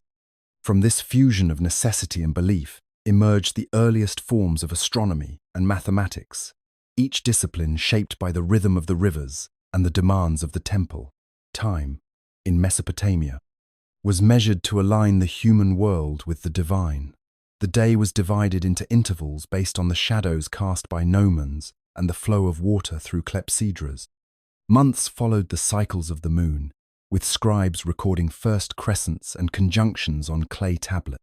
Years were named not by number, but by notable events wars won, temples built, kings enthroned yet. The pattern behind these names revealed a deeper pursuit, the effort to locate human affairs within a repeating cosmic framework. Lunar calendars guided religious festivals and planting cycles, though their irregularity required constant recalibration by temple scholars who tracked celestial patterns. From this astronomy came one of Mesopotamia's most enduring legacies, the sexagesimal system, a base 60 structure that shaped mathematics and endured into modern systems of time and angles. 60 was chosen not out of abstract principle, but for its practical divisibility. It allowed scribes to work easily with fractions, to divide and recombine labor, land, and goods with precision suited to both the field and the treasury. Tables of reciprocals, multiplication grids, and geometric calculations filled the curriculum of scribal schools. Mathematics was not speculative, it was functional. It measured boundaries, calculated rations, built walls and ziggurats, and ensured that the flows of grain and silver matched the decrees of ledgers. Yet this pragmatism coexisted with abstraction. Some mathematical problems preserved on clay show elegant formulations of what we would now call algebra and geometry. Others calculate square roots or the volumes of irregular shapes with a sophistication that suggests not only rote application, but deep familiarity with patterns. The scribes who composed these texts were not merely accountants, they were engineers of ritual space, of architecture, of order. Science, as understood in Mesopotamia, did not strive for universal laws. It sought regularity within the flux of nature, tools for prediction rather than explanation. The position of Venus, the recurrence of eclipses, the swelling of the Tigris were patterns to be deciphered, their meanings layered with divine intent. To track the stars was to anticipate the will of the gods. In their tablets, the ancients preserved not just data, but a way of seeing, a belief that the world, though dangerous and capricious, could be counted, named, and interpreted. In those impressions pressed into wet clay lay the foundations of astronomy, of mathematics, and of the long human desire to impose meaning on the heavens. The empire of so meticulously constructed through bureaucracy, labor, and divine kingship, did not fall in a single moment. Its collapse unfolded as a slow erosion of control, driven by forces both internal and external, visible in the crumbling of walls and the silence of abandoned granaries. The central authority that had once coordinated tribute from distant provinces and regulated the flow of temple rations began to falter. Governors grew independent, laborers fled taxation, and scribes recorded a rising number of complaints of grain undelivered, fields untended, temples neglected. The order that had defined the III period gave way to fragmentation. Beyond the imperial boundaries, pressure mounted from mobile populations long known to the Mesopotamians. Among these were the Amorite Semitic-speaking pastoralists and semi-nomadic clans whose origins lay west of the Euphrates. For centuries they had appeared in Mesopotamian texts as outsiders, herders of uncertain loyalty, sometimes raiders, sometimes mercenaries. Their movements intensified as climatic instability gripped the region. A prolonged period of drought, attested in both environmental data and administrative records devastated the agricultural backbone of the empire. Yields fell, irrigation canals ran dry, and subsistence farmers abandoned their lands. The state's finely tuned system of labor and taxation buckled under the strain. The Amorites did not conquer through conventional siege warfare. Instead, they seeped into the social and economic fabric. Some served as hired soldiers or settled as tenant farmers under imperial contracts. Others infiltrated towns as traders, intermediaries, and even local officials. Their increasing presence blurred ethnic distinctions, challenging the binary categories that earlier texts had drawn between urban insiders and desert outsiders. The collapse of centralized control allowed these previously marginal populations to assert themselves in new ways, not as invaders, but as successors. The final blow came not from the Amorites, but from the Elamites, Eastern Highlanders, with long-standing grievances against Mesopotamian dominance. Around 2004 BCE, they sacked captured the last king Ibisin, and carried off the spoils of the empire. The temples were desecrated, the archives burned or buried. The lamentations that followed preserved in poetic dirge spoke of divine abandonment and cosmic reversal. Cities once bright with the favor of the gods lay in ruins, their ziggurats toppled, their streets empty. The scribes who had once calculated harvests now recorded despair. Yet in this devastation, something new stirred. The Amorites, no longer content with marginal status, established dynasties in the cities they had once approached as outsiders. From Isin and Larsa to Babylon and Mari, new centers of power emerged. They did not erase the legacy of but reinterpreted it, blending their own traditions with the administrative and religious models they had inherited. Ethnic boundaries gave way to cultural hybridity. The fall of did not end civilization in Mesopotamia. It transformed it. As Amorite rulers rose in the dust of collapsed ziggurats, the ancient land of Sumer gave birth to a new political landscape, less centralized, more diverse, but still shaped by the memory of empires and the enduring logic of the rivers. In the wake of Ur's collapse, the cities of southern Mesopotamia entered a period of political fragmentation and regional competition. The empire had fallen, but its memory lingered in the administrative tablets that survived the fires, in the ruined ziggurats still standing over empty streets, in the rituals carried forward by newly risen rulers. Two cities, Isin and Larsa, emerged as heirs to the shattered order. Their kings claimed legitimacy not through conquest alone, but through continuity with the past. They wore the titles of Sumerian kings, patronized the same gods, restored the same temples, and inscribed their names in the long lists of rulers stretching back to the mythic antediluvian age. Isin, under the leadership of Ishbi-Era, a former official of was the first to assert dominance in the post-imperial vacuum. From this relatively small city, Ishbi-Era carved out a modest kingdom, absorbing nearby towns and presenting himself as the restorer of order. He revived Sumerian royal traditions, re-established temple rites, and reintroduced the bureaucratic systems that had defined the Ur-3 state. The city's scribes wrote in the same script, invoked the same gods, and referred to their monarch as shepherd and servant of Enlil, titles that had once adorned the kings of Isin's rise was not a rupture, but a careful reassembly of imperial fragments. But Isin's supremacy was neither total nor unchallenged. To the south, the city of Larsa began to assert itself. Initially a subordinate power, Larsa gained momentum under a series of ambitious Amorite rulers who challenged Isin's claim to preeminence. Its fortunes shifted dramatically with the rise of Gungunum, a king of probable Amorite descent, who struck at the very heart of Isin's authority by seizing control of Earth's sacred city, whose prestige had anchored the old empire. With under its dominion, Larsa inherited not just wealth but symbolic capital, for control of the city meant custodianship of its temples, rituals, and historic weight. The The rivalry between Isin and Larsa was fought not only through battles and territorial expansion, but also through temple restoration, calendar reform, and ideological claims. Each king sought to outdo his rival in piety and patronage, issuing proclamations of justice, commissioning hymns, and reaffirming their role as chosen instruments of divine will. In this contest, military campaigns were accompanied by theological debates, and walls were raised alongside prayers. Over time, Larsa eclipsed its northern rival.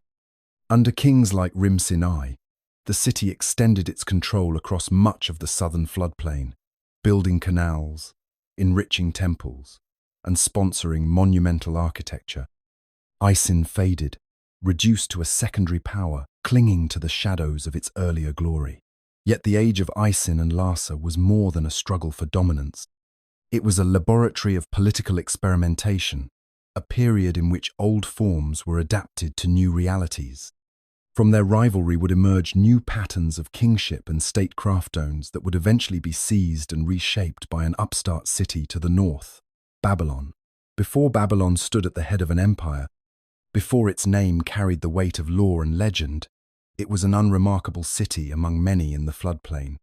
Lying north of the great cult centers of Sumer, east of the enduring power of Mari, and caught between the rivalries of Isin, Larsa, and Elam, Babylon was a city of minor importance and administrative outpost, not a capital. Its gods were honored but not preeminent, its walls modest, its kings obscure. Yet from this quiet place, a dynasty would rise, whose influence would shape the memory of Mesopotamia for millennia. Its ascent began not with the sword, but with resilience, timing, and the deliberate cultivation of legitimacy. The Amorites, once derided in Sumerian texts as desert nomads and cultural outsiders, had by the early 18th century BCE embedded themselves within the fabric of urban society. They built cities, patronized temples, and married into local elites. One such dynasty took root in Babylon. Sumu-Abum, its founder, declared himself king around 1894 BCE, breaking away from the authority of nearby Isin. His successors ruled cautiously, strengthening the city's defenses, consolidating land, and avoiding direct confrontations with larger powers. It was under Sin-Muballit, the fifth king in the line, that Babylon's fortunes began to shift. He expanded the city's influence northward, taking advantage of the waning power of Eshnunna and the growing instability in Larsa. He also began to style himself not just as a local ruler, but as a legitimate successor to Sumerian and Akkadian kingship, invoking Enlil and Marduk with increasing frequency in royal inscriptions. Babylon, once peripheral, was being positioned for centrality. Into this stage stepped Hammurabi. When he took the throne around 1792 BCE, Babylon was still overshadowed by more powerful neighbors. To the south, Larsa flourished under Rim-Sin I. To the east, the Elamites remained unpredictable and aggressive. To the north, Mari and Eshnunna commanded trade routes and held fortified cities.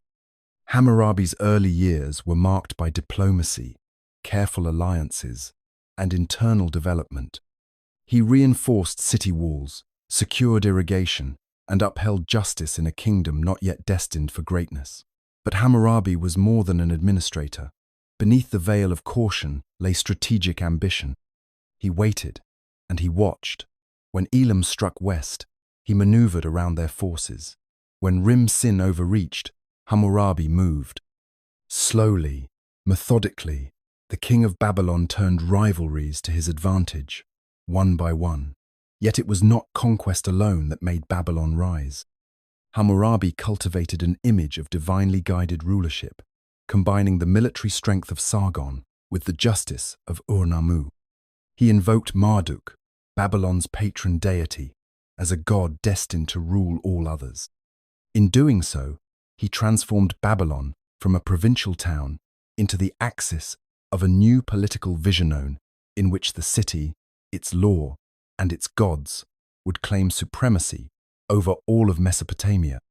The empire was not yet born, but its outlines were taking shape beneath the steady hand of its future architect. The basalt stele stands over 7 feet tall, carved with tight columns of wedge-shaped script and crowned by an image of divine investiture. The god, Shamash, seated on a throne of flames, extends a rod and ring to a standing King Hammurabi, ruler of Babylon, shepherd of the people. This moment of symbolic transference defines the Code of Hammurabi, not simply as a collection of laws, but as a proclamation of cosmic legitimacy. In this meeting of king and god, law becomes theology, and justice a performance of divine order. Promulgated near the end of Hammurabi's reign, around 1754 BCE, the code served as more than a legal manual. It was a monument to royal ideology, inscribed in stone to be displayed publicly. Though the stele was likely intended for ceremonial placement in Babylon's great temples, copies and echoes of its clauses appeared across the land. Its purpose was not administration alone, but persuasion, declaring to all who read or heard its contents that Hammurabi ruled not merely through conquest, but by divine commission to uphold Misharim, justice. The prologue of the code makes this function clear.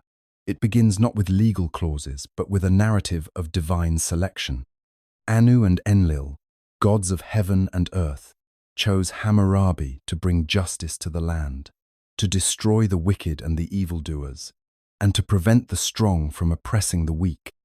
It is a moral mission draped in theological grandeur, casting the king as both servant and agent of the gods.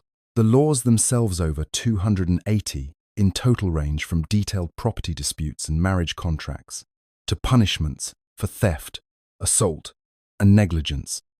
Many reflect the complexities of an urban, literate society governed by contracts, witnesses, and bureaucratic oversight. The code assumes a world of stratified classes: Awilam, free men; Mushkenem, dependents; and Wardem, slaves, each afforded different rights and subject to different penalties. Justice was not equal in modern terms, but hierarchical and deeply contextual. Yet within this rigid structure lies evidence of a ruler concerned with order and protection. Widows and orphans receive special mention. Corrupt officials face severe punishment. Builders, merchants, and physicians are held accountable for their work. The laws impose obligations on elites as well as commoners, suggesting that Hammurabi saw justice not only as control, but as an ideal that bound all classes to the moral vision of the throne. The epilogue returns to divine language, invoking blessings for those who uphold the code, and curses upon any king who would erase or alter it. It is a final assertion that Hammurabi's rule and the laws it produced exist not only within human time, but under the eternal gaze of the gods. In this way, the Code of Hammurabi endures as both artifact and argument, not simply the law of a king, but a stone testament to the fusion of political power, divine will, and the fragile hope for justice in the ancient world. From the banks of the Euphrates, Babylon rose not merely as a city, but as an imperial idea. Under Hammurabi's leadership, it evolved from a regional player into the administrative and cultural center of southern Mesopotamia, a place where law, labor, and liturgy fused into a new model of governance. By the end of his reign, in the mid-18th century BCE, Hammurabi had transformed conquest into consolidation, drawing rival city-states into a coherent, if fragile, imperial framework rooted in bureaucracy, economic extraction, and divine legitimacy. The administration of this empire extended beyond battlefield victories. It required the integration of territories with distinct histories, dialects, and religious loyalties. Hammurabi met this challenge by reinforcing a network of royal agents, governors, judges, tax collectors, and scribes who extended Babylonian authority deep into the provinces. Local rulers were sometimes retained, but always under the shadow of Babylonian supremacy. Communication, written in cuneiform on clay tablets, crisscrossed the empire, directives from the capital, petitions from the countryside, lists of goods, deliveries, and oaths sealed in the names of gods and kings. The economy that undergirded this structure remained agrarian at its core. Canals were repaired or expanded to maximize the irrigation that had sustained Mesopotamian agriculture for millennia. State officials supervised the collection of grain, dates, and livestock, which filled temple and palace storehouses. These reserves formed the backbone of royal redistribution, supporting the bureaucracy, feeding the army, and supplying laborers who toiled on public works. Trade, both local and long distance, funneled in tin, copper, timber, and lapis lazuli, while Babylon itself became a node in a wider commercial web, linking the Gulf to Anatolia and the Iranian plateau. Cultural life mirrored this imperial synthesis. Sumerian still lingered in sacred texts and scribal education, but Akkadian had become the common language of statecraft and law. Temples across the empire continued to venerate local deities, yet Marduk, the patron god of Babylon, rose to a position of prominence, his cult reinforced through royal rituals and theological commentary. The Enuma Elish, Babylon's creation epic, likely took form during this period, placing Marduk at the center of cosmic order and, by extension, legitimizing the Babylonian throne as the axis between heaven and earth. This blend of administrative pragmatism and religious ideology sustained the Babylonian Empire for a generation. Yet it remained a delicate balance. Without a standing army or entrenched bureaucracy of modern scale, the empire's cohesion depended heavily on Hammurabi's personal authority. After his death, the bonds frayed. Formerly subject cities reasserted autonomy, and the imperial edifice began to erode. Still, the memory of Hammurabi's Babylon endured in the laws he carved in stone, in the archives he left behind, and in the vision of empire he bequeathed to history, a realm governed by words, gods, and a king who ruled through both sword and tablet.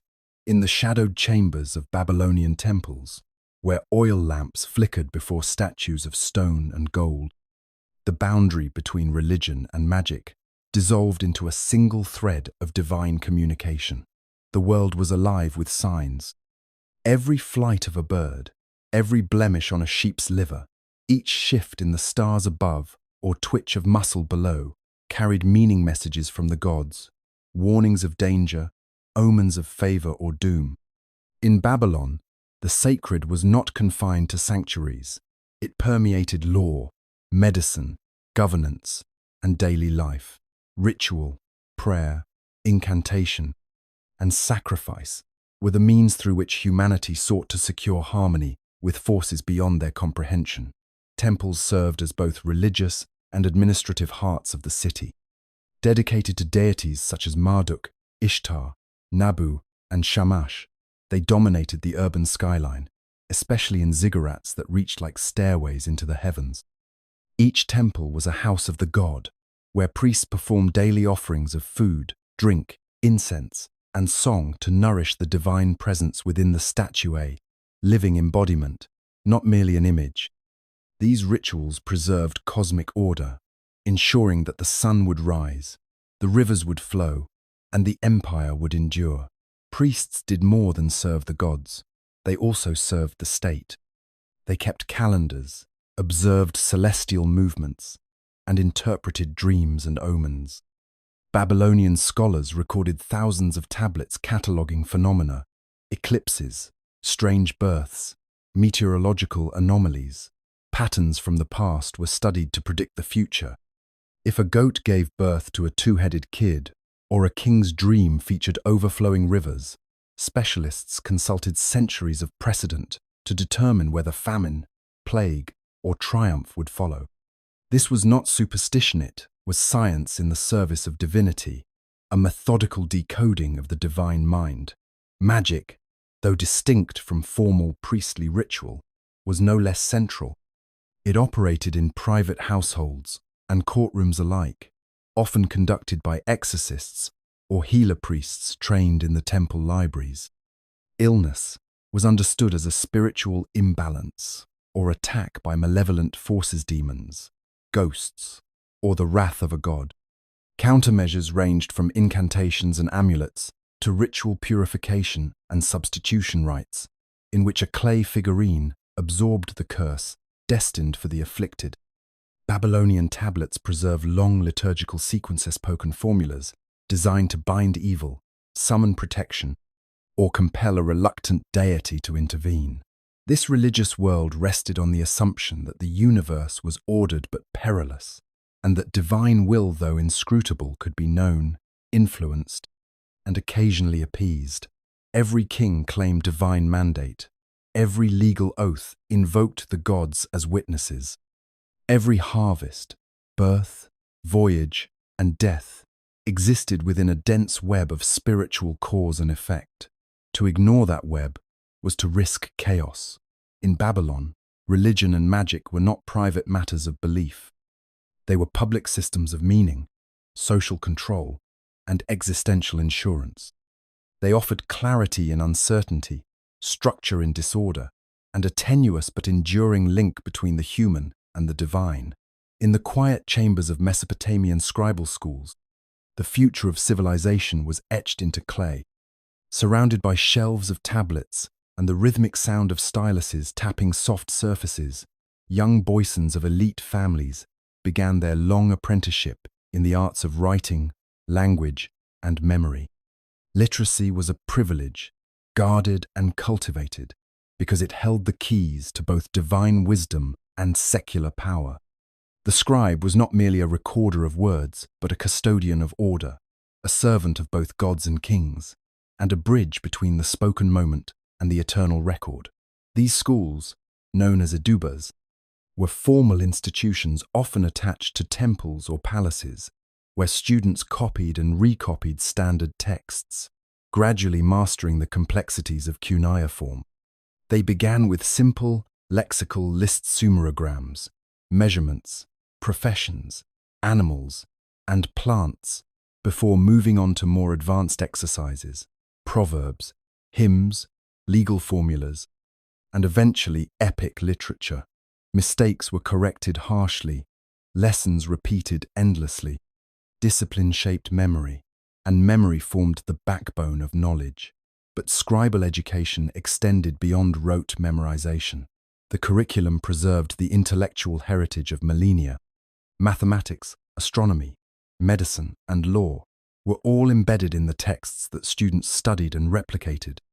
In the process, they learned to think in the patterns of the past, to internalize the order that their society claimed to uphold. To write was to rehearse the very architecture of civilization. A well-trained scribe could calculate land divisions, draft legal contracts, interpret omens, or compose royal inscriptions. No government, temple, or merchant house could function without his skill. The literature of ancient Mesopotamia, preserved on tens of thousands of clay tablets, testifies to the scribe's central role in cultural transmission. Epic tales, royal annals, rituals, prayers, laments, and lexical lists all pass through the hands of these literate elites. Their work sustained not only the machinery of administration, but also the collective memory of a civilization. In the face of floods, invasions, and dynastic collapse, what endured was the script and those trained to wield it. A tablet might lie buried for centuries, only to be read again by another scribe in another city, speaking another dialect but still connected through the shared legacy of written tradition. Even the gods were imagined as literate beings. Divine scribes like Nabu or Nisaba kept records of human deeds, fate, and judgment. In temple rituals, priests read sacred texts aloud, as if summoning divine attention through the power of their written words. Literacy was not neutral. It was imbued with magic, sacredness, and authority. To become a scribe was to join a lineage that stretched back to the invention of writing itself. In the dust of the schoolroom, amid the broken tablets and worn-out styluses, students learn not only how to form characters, but how to inhabit a world via cosmos, ordered by signs, preserved by memory, and ruled by the written word. The collapse of the old Babylonian Empire did not come in a single moment of catastrophe, but unfolded through a slow erosion of authority, stability, and cohesion. After Hammurabi's conquests had forged an empire from Sumer to Mari, his successors struggled to maintain the delicate balance between regional control and central command. The bureaucracy he built proved increasingly fragile under the weight of revolt, shifting loyalties, and external threats. As the generations passed, the glow of Hammurabi's achievements faded, leaving behind an empire overstretched and vulnerable. The internal fractures widened as Babylonian rulers lost grip over distant provinces. Local governors asserted autonomy, temple elites expanded their influence, and economic disparities deepened. Once fertile fields fell to neglect under pressure from both environmental shifts and administrative mismanagement.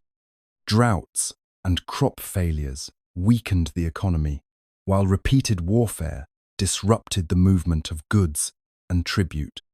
Without consistent revenues, and with growing opposition at the frontiers, the imperial structure began to falter.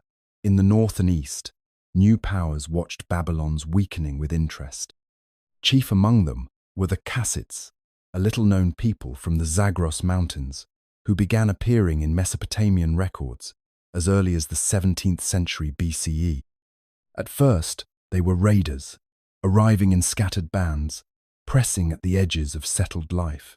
But over time, their presence deepened. They did not conquer Babylon in a single campaign.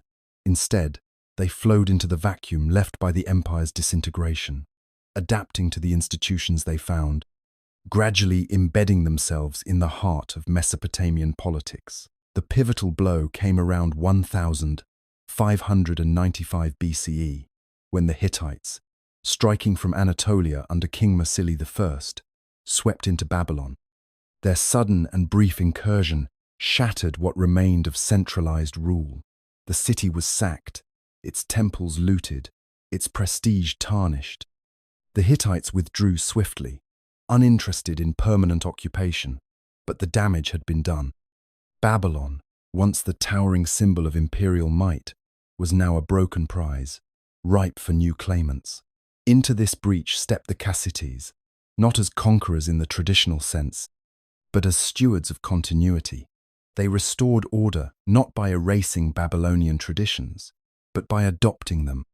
Kassite kings took on the royal titles of their predecessors, supported the temples, revived irrigation networks, and ruled from Babylon itself. In doing so, they transformed from outsiders into legitimate successors. Their dynasty would last for 4 centuries longer than any in Babylonian history, testament to their ability to stabilize a land ravaged by imperial overreach and foreign invasion. The fall of the old Babylonian Empire, then, was not merely the end of a dynasty, but a turning of the civilizational tide. It marked the close of an era born of ambition and expansion, and the beginning of one forged in resilience, adaptation, and the blending of foreign and native traditions. Amid the ruins of the empire, a new Babylon rose on, no longer Hammurabi's, but still Babylon all the same. The rise of the Kassite dynasty marked a striking departure from the imperial ambitions of their old Babylonian predecessors. Where Hammurabi's successors had faltered under the weight of military expansion and centralized control, the Kassites brought a quiet, enduring stability that would last for nearly 4 centuries. Their rule was not forged in sudden conquest, but in gradual integration. Foreigners who became Mesopotamians through patience, pragmatism, and a reverence for the traditions they inherited. Originating in the Zagros highlands, the Kassites entered Mesopotamia as outsiders, likely first as mercenaries or pastoral migrants. By the time they assumed control of Babylon in the wake of the Hittite raid, they had already begun adapting to local customs. Rather than impose a radically new order, the Kassites embraced Babylonian religious institutions, preserved Akkadian as the language of administration, and restored the temples that had suffered in the empire's collapse. Their legitimacy rested not on divine ancestry, as with Sumerian kingship, but on performance and delivering continuity, harvests, and peace. Babylon, under Kassite rule, became the center of a hybrid civilization. Kassite rulers maintained the ancient rites of the great temples, particularly that of Marduk in Babylon, while introducing their own deities into the wider Mesopotamian pantheon. Their names remained distinct, and traces of their language appear in texts and titles, but they did not seek to erase what came before. Instead, the Kassites absorbed Babylon, and Babylon in turn absorbed them. This cultural synthesis would define the Kassite era, visible in both administration and material culture. Economically, the dynasty relied on the redistribution of land to loyal retainers and religious institutions. The land grant, or kuduru, became a symbol of Kassite governance. These carved boundary stones recorded the king's gift of fields and estates, often accompanied by curses against anyone who would dare to challenge the grant. The kudurus illustrate not only the economic structure of Kassite Babylon, but also the layered religiosity of the time, etched with gods, divine emblems, and judicial language that blurred the line between law and sacred order. The Kassites were not great conquerors, but they proved shrewd diplomats. They fostered relationships with Egypt, Assyria, and the Hittites, participating in a vibrant international system of gift exchange, royal marriages, and political correspondence. Letters from the Amarna archives in Egypt preserve Kassite voices alongside those of pharaohs and Anatolian kings, speaking as equals in the language of prestige and protocol. Babylon, though no longer imperial, was again a respected partner on the world stage. What the Kassites lacked in monumental ambition, they made up for in endurance. Their rule was not marked by grand campaigns or sweeping reforms, but by the slow work of restoration and integration. They proved that stability, not conquest, could define an age. By the time their dynasty ended around 1155 BCE, the Kassites had become indistinguishable from the world they had once entered as strangers builders of a Babylonian legacy, not through force, but through time. In the northern plains of Mesopotamia, along the banks of the upper Tigris, the city of Ashur stirred to a different rhythm. While Babylon sought stability through cultural synthesis, Ashur began to assert itself with a harsher, leaner energy.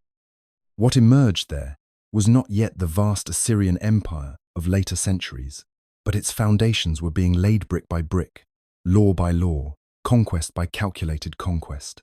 Ashur, the city and the god, stood at the center of a new vision of power. The rulers of this growing polity claimed no descent from divine ancestors.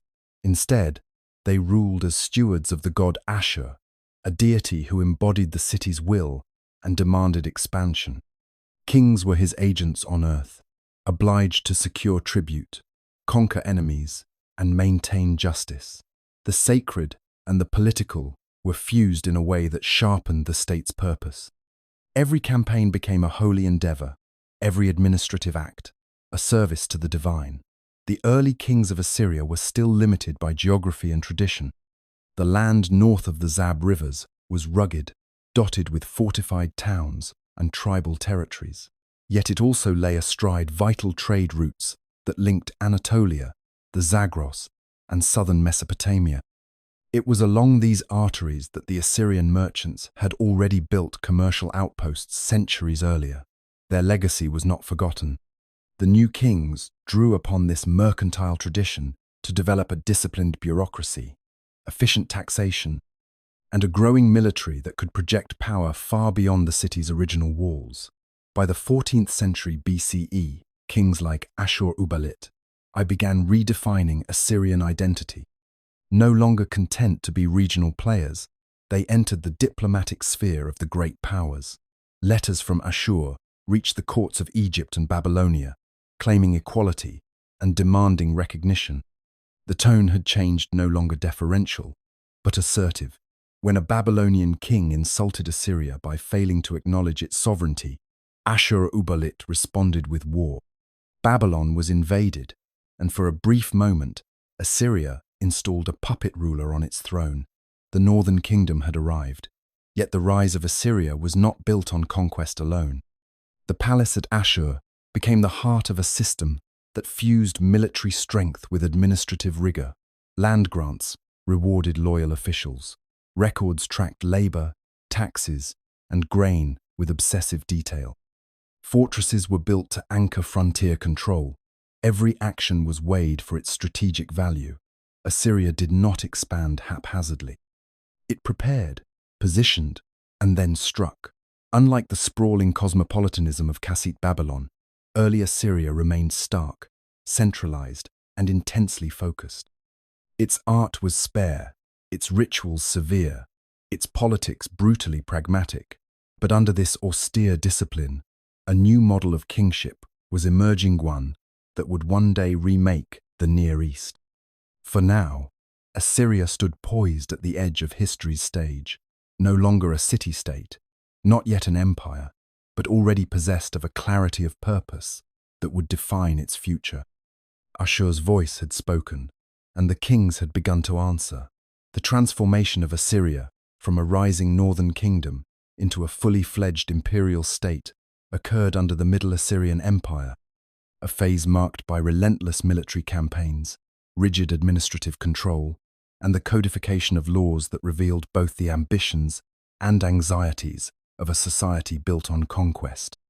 Between the 14th and 11th centuries BCE, a succession of assertive kings extended Assyrian authority deep into the Zagros, across the Euphrates, and into the heart of Mesopotamia, establishing an empire whose discipline and brutality would become legendary. Ashur-uballit I had opened the door to imperial status, but it was under later kings such as Adad-nirari I, Shalmaneser I, and Tukulti-Ninurta I that Assyria's full imperial identity took shape. These rulers were not content with regional hegemony. They launched repeated campaigns against the Hurrians to the north, the Babylonians to the south, and the Hittite-controlled territories to the west. The goal was not merely tribute, but direct control. Cities were razed or resettled. Enemy populations were deported. Fortified garrisons were established. The state's geography was no longer just northern Mesopotamia. It was a sprawling network of provincial territories stitched together by roads, violence, and fear. At the center of this machinery stood the Assyrian king, now styled not simply as a steward of Ashur, but as a divinely empowered conqueror. Kings boasted of their strength in inscriptions carved into stone stelae, proclaiming their victories and their punishments. The imagery was uncompromising: bound prisoners, severed heads, mutilated bodies. These depictions were not merely threats, they were ideological declarations. Power was not negotiable. Obedience was absolute. The gods, and especially Ashur, demanded submission through the king's hand. This harsh ethos extended into the legal realm. The Middle Assyrian laws, compiled during this period, offer a chilling glimpse into the structure of this society. The code is meticulous, cruel, and obsessed with social order. Women's behavior was tightly regulated. Offenses such as adultery or improper dress were punishable by mutilation or death. Slaves were subject to savage penalties. Property crimes were met with brutal reprisals. The law's tone reveals a state determined to assert control in every aspect of life, unwilling to tolerate deviation, and deeply conscious of the fragility of imperial unity. Yet the Middle Assyrian Empire was not merely a brutal machine. Beneath the harsh codes lay an efficient bureaucracy. Officials were appointed over new provinces. Records of grain, livestock, and laborers filled archives. Royal correspondence tracked distant governors. The same rigidity that defined Assyrian justice also enabled the empire to sustain itself through order, discipline, and hierarchy. The Middle Assyrian period left a lasting imprint. It defined the methods and mentality of later Assyrian rulers. Though the empire would contract under external pressure and internal fragmentation in the late 2nd millennium BCE, the foundations had been laid. Assyria had learned how to conquer, govern, and command fear. In doing so, it forged a new model of imperial control. not in gold or ritual, but in iron, obedience, and fire. To the east of Mesopotamia, beyond the marshes and mountain passes, lay the land of Elam's perennial rival, trading partner, and cultural interlocutor. Its heartland in the lowlands of southwestern Iran, centered around the city of Susa, placed Elam at the margins of Mesopotamian awareness, yet never outside its influence or reach. From the earliest Sumerian texts to the imperial proclamations of Babylon and Assyria, the Elamites appear again and again, sometimes as feared enemies, sometimes as emissaries bearing tribute, and occasionally as looters of temples and toppers of dynasties. Elam's geography, hemmed in by the Zagros Mountains, provided both protection and isolation, while Mesopotamian civilizations expanded in floodplains shaped by rivers. Elam's power grew along mountain-fed waterways, enabling an independent trajectory of development. Its people spoke a language unrelated to Sumerian or Akkadian, and its political structures followed patterns distinct from the city-state or centralized empire. Yet its history was inseparable from that of its western neighbors. The two regions collided repeatedly over borderlands, control of trade routes, and the prestige of sacred objects. By the 3rd millennium BCE, Elam had already begun to interact with Mesopotamian powers. Akkadian kings such as Sargon and Naram-Sin campaigned into Elamite territory, boasting of subduing its rulers and exacting tribute. These claims, part conquest and part performance, reflect the ideological importance of Elam as a worthy and dangerous opponent. Later, under the 3rd dynasty of the Elamites became entangled in imperial administration, supplying soldiers, officials, and even royal spouses. But when fell, it was Elamite forces who looted the city and carried its king into captivity, an episode remembered with bitterness in later Sumerian laments. Elamite strength fluctuated with dynastic cycles, but Susa remained its enduring center. From there, kings such as Shutruk-Nakhunte projected power into Babylonia, launching campaigns that culminated in the seizure of Babylon itself. The Elamites carried off colossal statues and inscribed stelae, including the famous stele of Hammurabi's law code, symbolically reasserting Eastern strength over the supposed heart of civilization. To Mesopotamian eyes, this was sacrilege and humiliation. To Elam, it was proof of parity, or even superiority. But Elam was never a mere mirror of Mesopotamia. Its artistic forms, religious practices, and administrative traditions evolved along their own lines. Temples housed gods unfamiliar to Western scribes. Royal inscriptions emphasized familial ties and divine election with a distinct voice. Even as Elam adopted cuneiform script and engaged in cultural exchange, it retained a deeply rooted identity that refused absorption. Ultimately, Elam's fate was tied to its larger neighbors. It suffered invasions, endured Assyrian wrath, and was finally shattered by new empires rising from the Persian plateau. Yet its legacy endured in the records of enemies, the looted monuments in foreign temples, and the persistent memory of a people who stood at the threshold of Mesopotamia, never quite within, never entirely apart. In the late 2nd millennium BCE, the ancient Near East was shaped not only by war, but by a dense web of diplomacia world, where kings corresponded like brothers, marriages sealed fragile alliances, and gold flowed as freely as threats. This was the age of the Great Powers Club, a loose and shifting coalition of empires and kingdoms that stretched from the Nile to the Zagros. Egypt, Hatti, Babylon, Assyria, and Mitanni, with Elam and smaller states hovering on the periphery.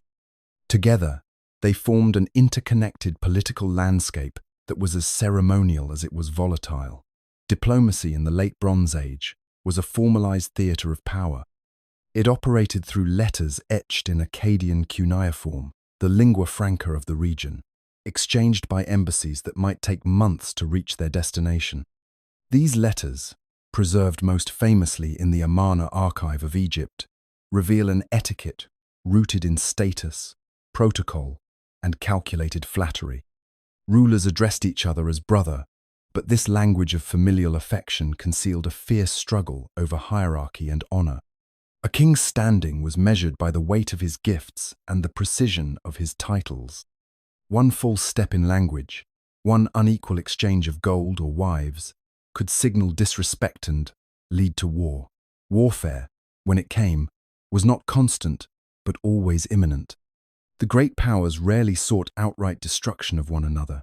Rather, they aimed to shift the balance of control over key regions like Syria, the Levant, and northern Mesopotamia. These territories served as buffers, trade corridors, and sources of tribute. Battles were fought not just with armies, but with client kings, shifting allegiances and bribes. Cities like Kadesh, Ugarit, and Carchemish changed hands in cycles of treaties and sieges. In this game of imperial maneuvering, control over a single vassal city could tilt the diplomatic balance across the entire Near East. The instruments of peace were as elaborate as those of war. Treaties were inscribed on tablets or stone monuments and sworn before the gods of both parties. These agreements outlined territorial boundaries, mutual defense obligations, extradition clauses, and expectations of tribute. The treaties were sacred contracts, enforced by divine wrath. Violating their terms was not only treasonous, it was sacrilegious. Kings who broke them did so at the risk of dynastic collapse or divine retribution. Marriage diplomacy was equally central. Pharaohs sent gold, but refused to send their daughters, guarding their lineage as uniquely divine. Hittite and Babylonian kings, by contrast, eagerly gave and took royal women, weaving an elite web of shared bloodlines. These brides arrived with entourages, dowries, and political expectations. Their presence at foreign courts bound polities together and created new stakes in every succession crisis. Yet beneath the surface stability, the system was fragile. Its complexity required constant attention, and its rules depended on mutual recognition. When the powers weakened, when kings died, cities fell, or envoys failed, the machinery of diplomacy stalled, and swords replaced styluses. The Great Powers Club would not survive the storms to come, but in its time, it offered a vision of order precarious, gilded, and deeply human. The Late Bronze Age ended not with a single catastrophe, but with a cascade of collapses, interwoven, compounding, and irreversible. From the Aegean to the Iranian plateau, the great kingdoms that had once traded gifts and threats across empires fell silent, their palaces burned, their cities abandoned, their scribes no longer copying treaties in Akkadian. It was a twilight of order, when familiar patterns unraveled and the carefully balanced system of kings, gods, and grain gave way to fragmentation and silence. The causes were many, and no single explanation captures the scale of the upheaval. Famine gripped the land, driven by climate shifts that brought drought, failed harvests, and cascading scarcity. Letters from desperate kings begged for grain from their wealthier neighbors, pleading for aid to feed populations on the brink. Trade networks that once funneled tin, copper, wine, and oil now withered, choked by insecurity and banditry. With commerce collapsed, economies built on luxury exchange faltered. The royal treasuries emptied. The palaces, once nodes of control, became hollow. Migration added pressure to the cracks. Whole populations moved, whether in search of arable land, fleeing famine, or driven by warfare. Among these, the enigmatic sea peoples emerged as both symptom and accelerant of collapse. Their origins remain elusive, perhaps from the Aegean, western Anatolia, or beyond, but their impact is undisputed. They arrived not as raiders alone, but as waves of armed settlers, attacking coastal cities, toppling dynasties, and forcing empires to mobilize desperately. Egypt, under Ramses III, fought them off with blood and fire, preserving its borders but not its prosperity. The Hittite kingdom fared worse. Its capital, Hattusa, was abandoned and destroyed, leaving behind only blackened stones and broken seals. In the Levant, cities like Ugarit vanished. Excavated archives reveal their last moments letters never sent, trade agreements never fulfilled. Earthquakes compounded the chaos, toppling walls, already weakened by siege or neglect. Systems of writing and administration collapsed, along with the palaces that housed them. In some places, literacy disappeared for generations. The Mesopotamian heartland suffered less direct devastation, but it too was drawn into the maelstrom. Assyria weathered the storm through militarized resilience, while Babylon shrank into diminished relevance. The Kassite dynasty, after centuries of rule, collapsed under pressure from Elamite invasions and internal revolt. New groups Arameans, Chaldeans moved into the vacuum, bringing with them unfamiliar languages, customs, and rivalries. What collapsed in this age was not only the political architecture of empires, but the shared assumptions that had governed diplomacy, economy, and religion. The old gods were no longer enough. The treaties were no longer honored. Kings no longer spoke in the same tongue. In the aftermath, a darker age spread across the Near East, where writing was rarer, cities fewer, and memories of empire flickered like embers in ash. Yet in this silence, seeds were planted. New peoples rose, new languages took root, and new polities emerged from the ruins. But the world they built would be unlike the one that had fallen, a world less gilded, more fractured, and haunted by the shadow of collapse.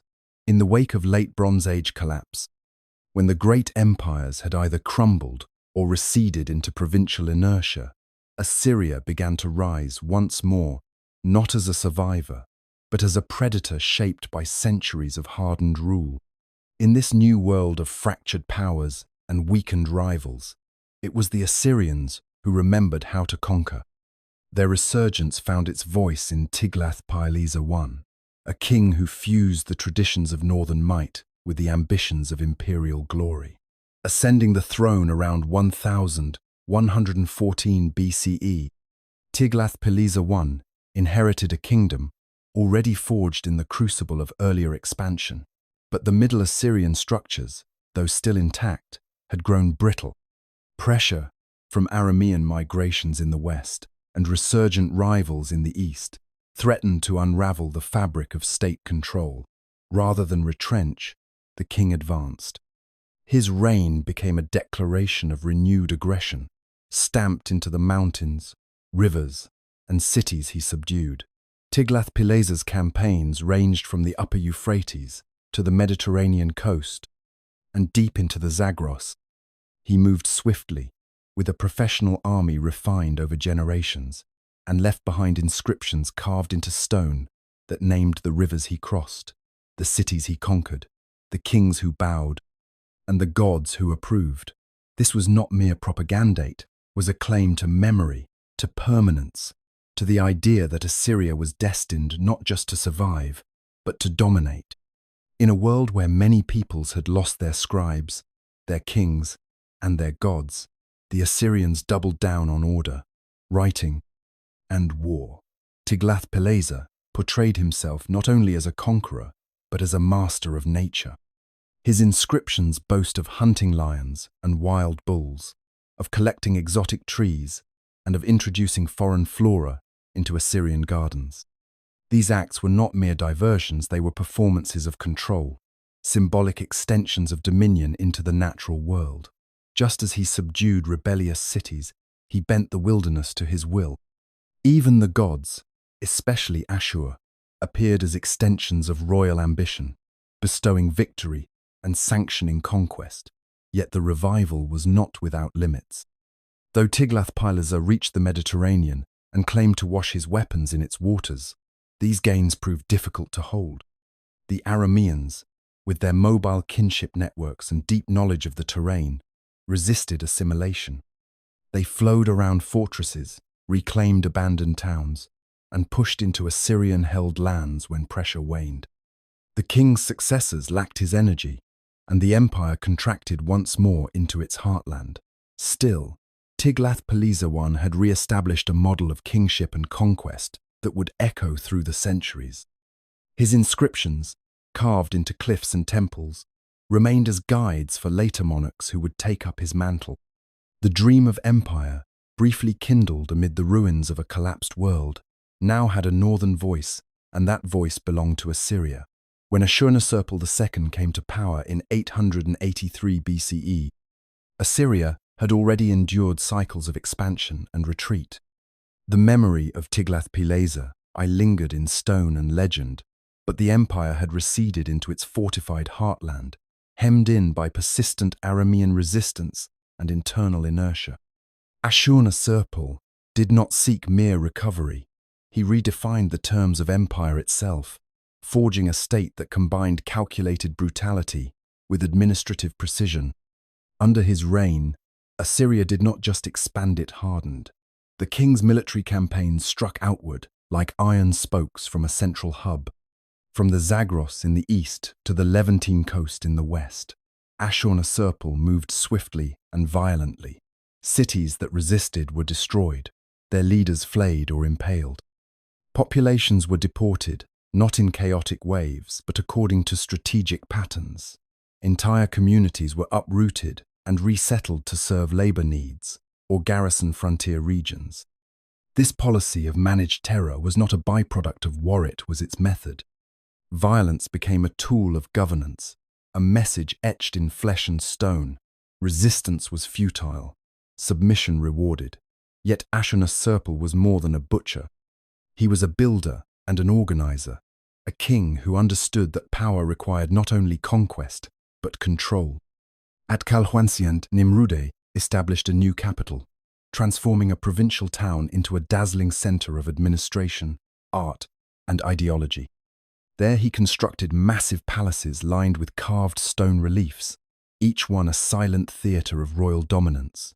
The walls depicted rows of soldiers, divine protectors, and scenes of victorious campaigns, creating a visual narrative in which the king stood at the axis of heaven and earth. Kalhu's construction revealed the evolution of a militarized bureaucracy. Provincial governors, drawn from elite families or loyal military commanders, now served as direct extensions of the throne. Reports flowed regularly from the provinces to the center, detailing tax collection, troop movements, and local disturbances. Scribal schools and administrative offices multiplied, ensuring that the language of rule cuneiform penetrated every level of the state. Assyria had become not merely a war machine, but a surveillance network. Ashurnasirpal's empire was not self-sustaining. Its growth depended on the constant influx of tribute, labor, and resources from conquered lands. The king's banquet at Kalhu, hosted for tens of thousands of guests, showcased both wealth and theatrical generosity. Such displays were not signs of decadence, but assertions of legitimacy. Only a ruler who could feed the world deserved to rule it. The Neo-Assyrian Empire, as it would later be known, began with Ashurnasirpal's fusion of ideology, infrastructure, and intimidation. He was not the last to wield these tools, but he was the one who systematized the embedding cruelty in administration and spectacle in governance. The world he built was brutal, efficient, and enduring. From Kalhu's throne room, the empire was no longer a memory. It was a mechanism, grinding forward, sharpened by the king's hand. The Assyrian Empire did not expand through diplomacy or alliance. It spread like fire, methodical, consuming, and remorseless. By the 9th and 8th centuries BCE, Assyria had refined the art of conquest into a state doctrine, and terror was its language. Cities did not merely fall, they were broken. Populations were not simply defeated, they were scattered, relocated, or destroyed. Beneath the veneer of monumental architecture and administrative efficiency, the empire pulsed with fear, calculated, cultivated, and wielded with precision. At the heart of Assyrian warfare was the siege, not as a desperate gamble, but as a systematic approach. Walls were no longer invulnerable barriers, but targets to be studied and breached.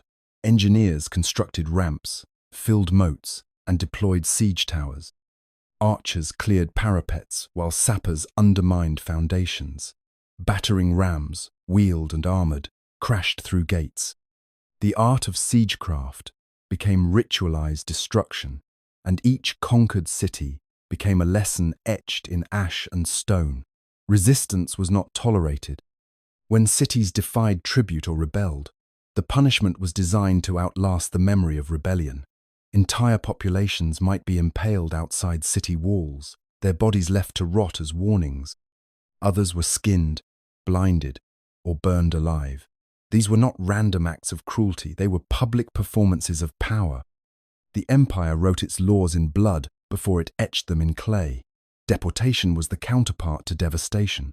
The Assyrians did not seek to exterminate populations but to repurpose them. Entire communities, farmers, artisans, soldiers were uprooted and transplanted across the empire. These mass relocations fragmented ethnic identities, suppressed local loyalties, and provided skilled labor for imperial projects. From Nineveh to the western frontier, Assyrian cities bore the marks of this human re-engineering. Neighborhoods of exiled Israelites, Arameans, Elamites, and more, speaking foreign tongues but under one banner. Propaganda turned violence into ideology. The same kings who ordered massacres also commissioned stone reliefs, depicting them in exacting detail. These scenes lined palace corridors, walls scaled, defenders impaled, prisoners pleading before the king. The inscriptions were blunt. I destroyed, I razed, I burned. I took their gods and their treasures. These records were not private. They were the architecture of memory, ensuring that future generations would see power embodied in terror. Yet there was more than cruelty in these campaigns. Beneath the horror was the machinery of empire roads, tax systems, provincial governors, and reporting networks that allowed the Assyrian court to manage a territory stretching from the Zagros to the Mediterranean. Stability followed subjugation, and those who submitted often prospered. But the cost was submission of the most complete kind. To refuse was to vanish. Assyrian conquest was not merely expansion. It was an imperial philosophy, shaped by steel and sharpened by fear. Its legacy would linger not only in the ruins it left behind, but in the haunted silence of those who chose obedience over obliteration. When Sargon II seized the Assyrian throne in 722 BCE, he inherited not only an empire stretched thin by constant warfare, but a fragile legitimacy marred by questions of dynastic succession. His claim to the throne came not through direct descent from his predecessor, but through force and calculated authority. Yet through ruthless campaigns, administrative reform, and monumental ambition, Sargon transformed uncertain beginnings into the very zenith of Assyrian imperial power. From the outset, he moved decisively. The northern kingdom of Israel, already weakened by earlier Assyrian invasions, was extinguished. Samaria fell, its population deported in mass waves that reshaped the demographic map of the Levant. Sargon's records boasted of over 27. 0 captives relocated, a statistic offered not in sorrow, but in pride, as testimony to the scale of his control. This was more than conquest. It was social engineering on an imperial scale. New populations were brought in, replacing the displaced, and loyalty was bought not through trust, but through dependence.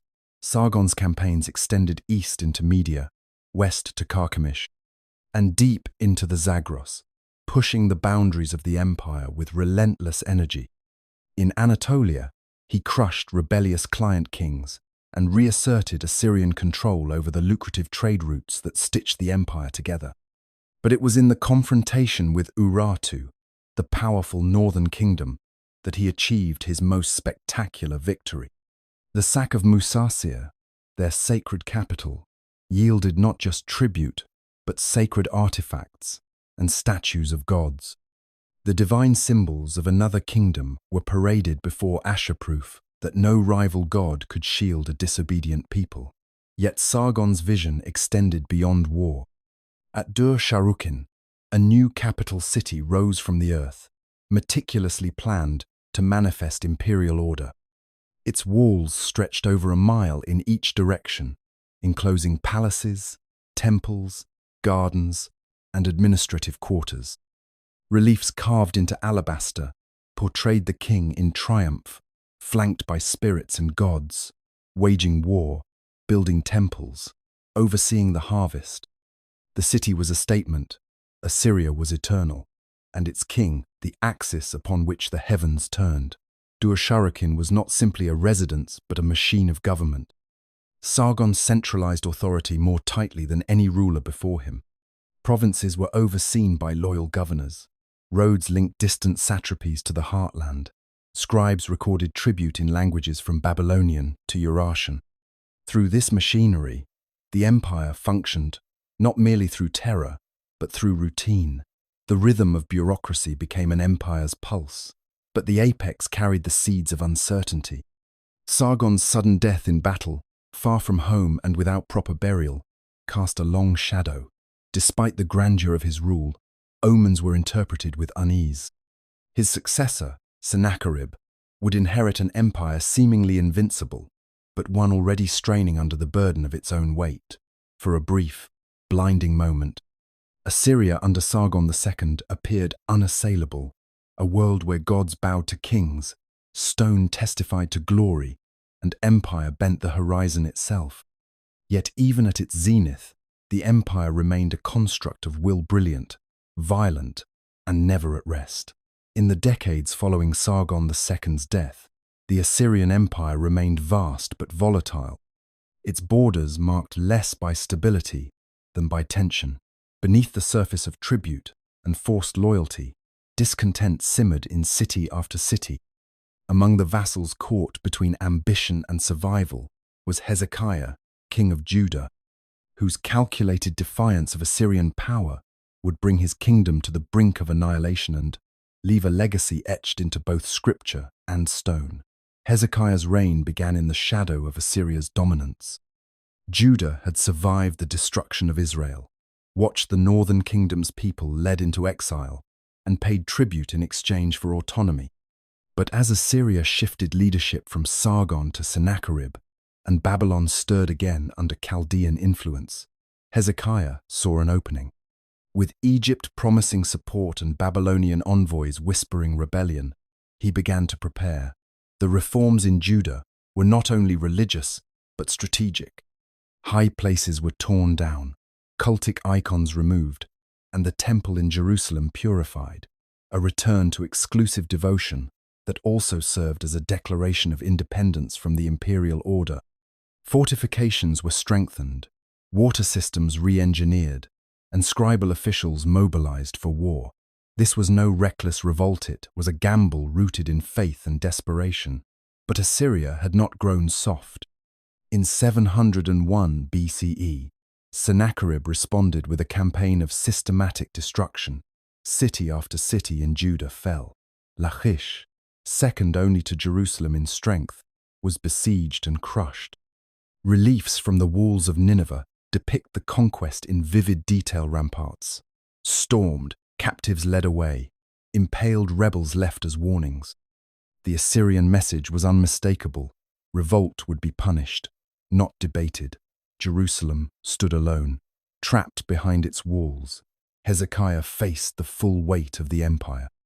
Sennacherib's envoys stood before the gates, proclaiming doom in the local tongue, urging surrender, mocking faith in Yahweh. Yet Hezekiah refused.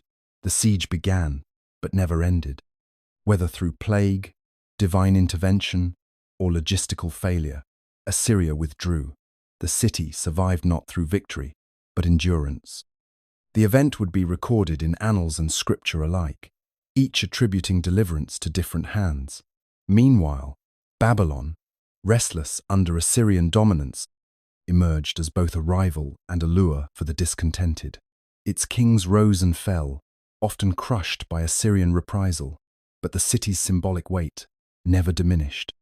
It was the heir to ancient prestige, the mirror of Nineveh, and a focal point for opposition. Sennacherib, unable to quell its defiance, eventually razed it, leveling temples and flooding ruins. A decision later viewed as sacrilege. even by his successors. The Near East, in this age, was not a map of clear borders, but a chessboard of shifting loyalties. Vassal kings maneuvered between power and rebellion, caught between the promise of independence and the certainty of ruin. In this world of tribute and treachery, Hezekiah's defiance became legend not for triumph, but for survival against a power that claimed the world. Sennacherib ascended the Assyrian throne in 705 BCE amid shifting alliances and deep unease. Though heir to the world's most formidable empire, he inherited not stability but rebellion. Babylon, ever the gravitational force of southern Mesopotamia, had once again cast off Assyrian rule, rallying Arameans, Chaldeans, and Elamites to its cause. For Sennacherib, the city's defiance was not simply a challenge to power, it was a personal affront to imperial order. At first, the king acted with calculated discipline. Campaigns were launched into the southern marshes, where rebel leaders like Marduk-apla-iddina had carved out defiant enclaves. These lowland strongholds, hard to reach and harder to hold, resisted conventional military efforts. But Sennacherib's forces advanced relentlessly, burning settlements, capturing leaders, and dispersing populations. Babylon's resistance did not shatter overnight, but it began to crack under the pressure of siege and isolation. Diplomacy failed where conquest wavered. Assyria's enemies Elam to the east, the resurgent Chaldean tribes to the south fed, the Babylonian revolt with arms and men. At every turn, alliances shifted. Kings rose and fell, often supported by one foreign power only to be betrayed by another. Sennacherib, hardened by years of war, abandoned any pretense of patience. Babylon would not be pacified. It would be annihilated. In 689 BCE, after years of attrition, the final order came. Assyrian forces descended on Babylon, not as conquerors but as executioners. The city's temples were looted, its gods seized, its palaces torn stone from stone. The Euphrates was redirected to flood the ruins, washing away streets, foundations, and memory itself. What had once been the rival of Nineveh was turned to mud and silence. Sennacherib's own inscriptions record the destruction without remorse. He claimed to have removed the very memory of Babylon, leaving no brick upon another. The language is cold, deliberate, and vast in its contempt. For the king, this was not desecration, but purification, the eradication of rebellion by erasing its center. Yet the act sent tremors through the empire. Even among the Assyrian elite, the destruction of Babylon, long regarded as a sacred city, regardless of loyalty, was seen as an act of overreach. The gods of Babylon, taken from their sanctuaries and carted off to Assyria, left a vacuum not only of worship but of legitimacy. Where once conquest had been paired with religious stewardship, now power stood alone, bare and brutal. Sennacherib returned to Nineveh and built lavishly palaces, gardens, canals, a vision of Assyrian grandeur rising in the cold defiance of the southern ruins. But the shadow of Babylon lingered. In the end, it was not foreign armies but his own sons who struck him down. Whether from dynastic ambition or divine vengeance, his assassination marked a rupture. Assyria still stood, but something essential had been broken. The king who had washed Babylon away left behind not peace, but a deepening fault line between terror and legitimacy. Esarhaddon came to power not through ceremony, but through blood. In 681 BCE, he emerged from the shadows of fratricide, ascending the Assyrian throne after the murder of his father, Sennacherib, at the hands of his own brothers. The empire teetered between vengeance and collapse. Babylon lay in ruins, its gods exiled, and its absence a wound in the heart of Mesopotamia. At home, factional rivalries festered. Abroad, the empire's enemies watched for weakness. Esarhaddon's task was nothing less than to restore balance to a world broken by wrath. His first act was one of healing, not conquest. In a gesture that stunned observers, Esarhaddon ordered the rebuilding of Babylon. Temples were restored, The gods returned, and the city reconsecrated. Where his father had sought to erase, the son sought to reconcile. It was a calculated move, not of mercy, but of policy. Assyrian rule would endure not through annihilation, but through legitimacy. By presenting himself as restorer rather than destroyer, Esarhaddon claimed the mantle of divine justice. Yet the new king was no less a warrior. His campaigns pushed the empire's boundaries to their greatest extent. The highlands of Urartu, the steppes of Media, and the deserts of Arabia all came under renewed Assyrian dominance. But it was in the west, across the Sinai, where Esarhaddon would reach for history's most enduring prize. Egypt had long loomed as a rival power, ancient and aloof. Ruled at the time by the Kushite dynasty from Nubia, Egypt had supported rebellions against Assyrian control in the Levant. For Esarhaddon, it was not enough to punish conspirators. He aimed to shatter Egypt's influence and claim its legacy for Assyria. In 674 BCE, his first attempt to invade ended in failure, but he returned in 671 BCE with overwhelming force. The campaign was brutal and swift. Cities fell like dominoes, Memphis was captured, the royal family of Pharaoh Taharqa fled, and Egyptian nobles were marched in chains to Nineveh. In his inscriptions, Esarhaddon proclaimed that he had conquered the lands from the upper sea to the lower, from sunrise to sunset. Egypt, long a symbol of separate civilization, now lay within the orbit of Assyria, but conquest did not bring ease. The administration of Egypt proved fragile, rebellion smoldered, and Taharqa returned again and again. Still, for a brief moment, the Assyrian Empire stretched from the mountains of western Iran to the Nile, delta unparalleled in scope, wealth, and vision. Esarhaddon ruled as world monarch, his proclamations etched in Akkadian and hieroglyphs side by side. He died on campaign, before reaching Egypt again, but his legacy was one of fragile grandeur. He had fused devastation and diplomacy, terror and restoration, imperial conquest and sacred rebuilding. His empire was vast, and his rule sophisticated, but the center could not hold forever.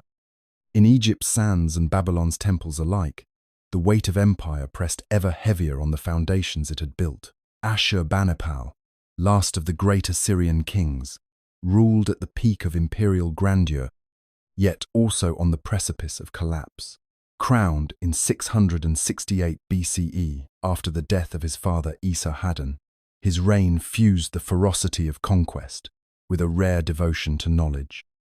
He claimed dominion over kings and scribes alike, presenting himself as both ruthless hunter of rebels and the most literate monarch to have ever sat the throne of Nineveh. In him, the twin faces of empire violence and vision reached their final and most refined expression. The Assyrian state he inherited was vast, spanning from the mountains of Iran to the borders of Nubia. Yet such an expanse demanded constant vigilance. Early in his reign, Egypt again slipped from imperial grasp. Though Ashurbanipal's armies marched swiftly to restore control, the effort proved fleeting. He appointed loyal vassals, crushed revolts, and imposed tribute, but Egypt's independence would not be long denied. Farther east, Elamthi, perennial rival beyond the Zagros, became his obsession. After years of bitter campaigning, he turned the once proud kingdom into a wasteland. Susa, its capital, was looted and destroyed, its temples violated, its royal bones desecrated. Ashurbanipal commemorated this triumph not with restraint but with vivid brutality.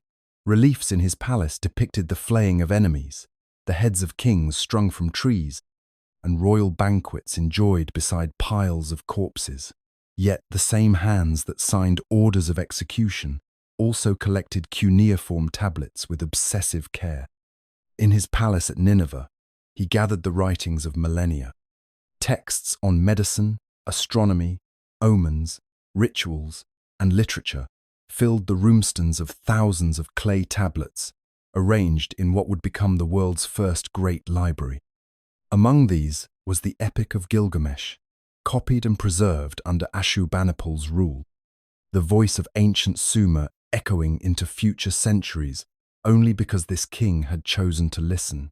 Ashurbanipal called himself King of the Four Quarters, patron of learning, master of the word. Unlike his predecessors, who relied on scribes for interpretation, he read the tablets himself, composed inscriptions in refined Akkadian, and debated scholars on equal terms. His court was not merely a place of conquest, but a center of knowledge, where the oldest texts of civilization were catalogued, edited, and secured against time. But even as he celebrated victory and enlightenment, cracks spread beneath the empire's polished veneer. The endless warfare strained resources. His own brother, appointed as king of Babylon, rebelled, igniting a savage civil war that left cities in flames. The loyalty of vassals frayed, the machinery of empire creaked under the burden of its own weight. Ashurbanipal died sometime after 631 BCE. The records grow silent, the grand declarations fade. Within a generation, Nineveh would fall, its libraries buried in ash, its empire dismembered by former subjects and foreign invaders. Yet in his lifetime, Ashurbanipal embodied the paradox of empire at its height, a king of swords and syllables who could reduce a city to dust, then preserve its wisdom in baked clay forever. The fall of Nineveh did not come swiftly, nor was it unforeseen. Beneath the gilded palaces and triumphal inscriptions of Ashurbanipal's reign, the empire had already begun to rot. The weight of perpetual conquest, internal dissent, and the staggering costs of maintaining far-flung dominion frayed the cords that once bound the world's most formidable power. When Ashurbanipal died, his precise end lost to silence, the throne passed into hands too weak to hold it. Civil war followed, first in whispers, then in flame. The succession crisis was immediate and unresolved. Competing claimants, each backed by factions within the court, turned once loyal provinces into battlegrounds. Babylon, long resentful of its subjugation, rose again under Nabopolassar, a general who declared himself king and seized the southern cities. Unlike past revolts, this one did not burn out. It burned hotter. Nabopolassar's rebellion drew strength from centuries of humiliation, and it found allies in an emerging power from the east, the Medes. The Medes, fierce tribesmen from the Iranian plateau, had long harassed Assyrian borders. Now, united under Cyaxares, they brought with them disciplined armies and a vendetta born of scorched cities and broken treaties. In 614 BCE, they captured the ancient city of Ashur, once the spiritual heart of the empire. The temples were sacked, the city leveled. For the first time in centuries, Assyria lost a capital, and with it, the illusion of invincibility. 2 years later, in 612 BCE, Nineveh itself became the target. The great city, once the jewel of Mesopotamia, was besieged by a coalition of Babylonians, Medes, Scythians, and other vengeful peoples long ground beneath the wheels of Assyrian conquest. For 3 months they encircled the metropolis, battering its walls and starving its defenders. What followed was not simply conquest, but retribution. When the walls finally broke, the invaders poured through in a tide of fire and ruin. Temples burned, palaces crumbled, and the great libraries, the repositories of ancient knowledge, were buried beneath ash and rubble. Contemporary Babylonian chronicles record the moment with grim satisfaction. The king of Nineveh, likely Sin-Shar-ish-Kun, died in the conflagration. Survivors fled west, clinging to fragments of the army, rallying around a final claimant, Ashur-uballit II, who attempted to preserve Assyrian sovereignty in Haran. But the empire was already dead. In 609 BCE, Haran too fell, and with it, the last breath of Assyria's rule. The fall of Nineveh marked the end of an age. No other empire had ruled with such fearsome precision, nor fallen with such totality. The cities it once subdued now rejoiced in its ashes. Its kings, once voices of divine wrath, were now ghosts. And yet, even in destruction, Assyria's legacy endured in law, language, warfare, and the memory of a power that had once dared to rule the world from the banks of the Tigris. From the wreckage of Assyria's fall, a new power emerged to reclaim the legacy of Mesopotamian kingship. Babylon, long humbled beneath foreign boots, now rose as the center of a revitalized empire. Its rebirth was neither accidental nor sudden. It was the work of Nabopolassar, a seasoned general who had once served the Assyrians and now turned against them with fire and steel. In 626 BCE, he declared himself king, not merely of Babylon, but of a people reclaiming their sovereignty after centuries of subjugation. Nabopolassar's rule was forged in war. The long campaign against Assyria consumed his reign, aligning him with the Medes in a patient and brutal dismantling of imperial power. Together, they reduced Assyrian strongholds to rubble. When Nineveh fell in 612 BCE, Nabopolassar entered not as a vassal, but as a conqueror. The dream of Babylonian independence had become a fact of history, yet it was his son, Nebuchadnezzar II, who would transform that hard-won independence into an empire that rivaled the greatest of the ancient world. Nebuchadnezzar II ascended the throne in 605 BCE, already tested in battle. As crown prince, he had crushed the Egyptians at Carchemish, ending their aspirations in Syria and cementing Babylon's dominance in the west. As king, he ruled with calculated force and imperial ambition. He secured the Levant through a series of relentless campaigns, capturing cities, deporting populations, and installing vassals. Jerusalem fell twice to his armies. The second time, its temple was destroyed, its elite exiled, and its treasures carried back to Babylon, symbolic trophies of a new world order. Under Nebuchadnezzar, Babylon was not merely capital, it became a statement. Massive building projects redefined the city's skyline. The Ishtar Gate, faced with glazed blue bricks and adorned with striding lions and dragons, served as both a monument and a warning. Processional ways, temple complexes, and towering ziggurats reshaped the landscape. The city, girded with colossal walls, stood as the most formidable urban center of the Near East. Foreign dignitaries stood in awe. Merchants from across the empire flowed through its markets. And in its temples, the gods of old found themselves once more revered as lords of an empire reborn. Nebuchadnezzar claimed the legacy not only of Hammurabi and Sargon, but of Assyria's vanished terror. Yet his rule was not solely one of conquest. He patronized the priesthood, restored ancient cults, and protected trade. His administration reached into the heartlands of Elam and Anatolia, drawing tribute, goods, and knowledge. Babylonian astronomy, preserved and refined, flourished under his reign, as scribes recorded omens, eclipses, and celestial cycles with remarkable precision. The Neo-Babylonian Empire, under Nabopolassar and Nebuchadnezzar, was both a revival and a transformation. It drew upon the ruins of fallen powers, but reshaped them in Babylon's imageless marshal than Assyria, but no less commanding. Yet even at its zenith, the empire carried the shadows of mortality. For though its walls were strong and its kings mighty, time would not spare Babylon longer than it had spared Nineveh. Babylon, in its imperial prime, was not merely a city, it was a vision carved in brick, a performance of power on a monumental scale. When travelers approached its walls, they beheld an urban sprawl unrivaled in the ancient world.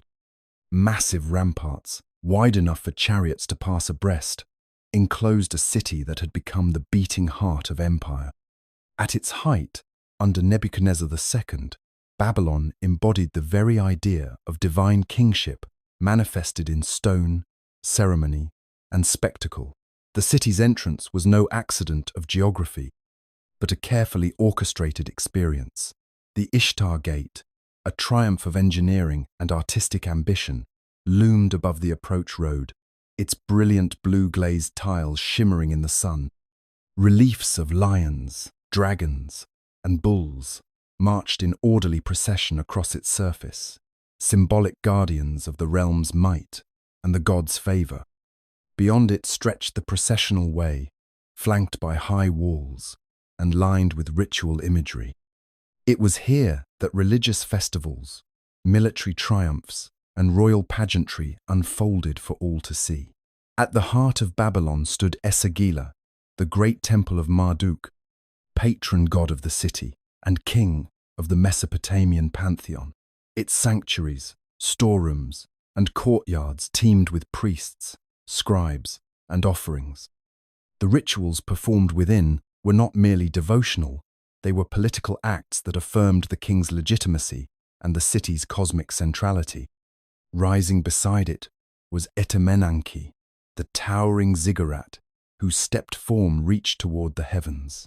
Later legend would remember it as the Tower of Babel, a monument of ambition and confusion. In Babylon, it was the axis of the world, a ladder between gods and mortals. The royal palaces, sprawling complexes of courtyards, halls and gardens, echoed the same message of order and control. Rooms were arranged according to ceremonial rank, lined with decorative tiles, and inscribed with texts proclaiming Nebuchadnezzar's victories and piety. Water was channeled from the Euphrates into lush terraces, perhaps giving rise to stories of the Hanging Gardens, that famed wonder whose exact location and form remain elusive. Whether myth or memory, the image of suspended greenery above arid plains captured Babylon's mastery of nature through technology and will. Markets, workshops, and residential quarters pulsed with life beyond the ceremonial core. Merchants from Egypt, Anatolia, and the Indus mingled with Babylonian artisans, while scribes maintained records in cuneiform contracts, prayers, omens and thousands of clay tablets. Wealth flowed in from distant provinces, lapis lazuli from the east, cedar from the west, gold from the south. The city was not only the seat of kings, but a crucible of civilizations. To dwell in Babylon was to live at the center of a carefully constructed universe, one where the king ruled by divine mandate. The gods received constant honor, and the architecture itself reinforced an unshakable order. The city's splendor was not an afterthought, but a statement and assertion that this place, above all others, was chosen, exalted, and eternal.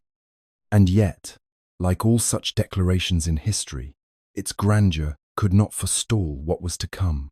In the shadow of Babylon's towering ziggurats and echoing temple courts, a quieter story unfolded that would outlast the empire itself. When Nebuchadnezzar II marched westward to secure his dominance over the fractious Levant, he encountered stubborn resistance from the kingdom of Judah. The small highland state, caught between rival empires and torn by its own divisions, defied Babylonian rule once too often. In response came conquest, twice delivered, and with it, the exile that would reshape not only a people, but their understanding of faith, history, and identity.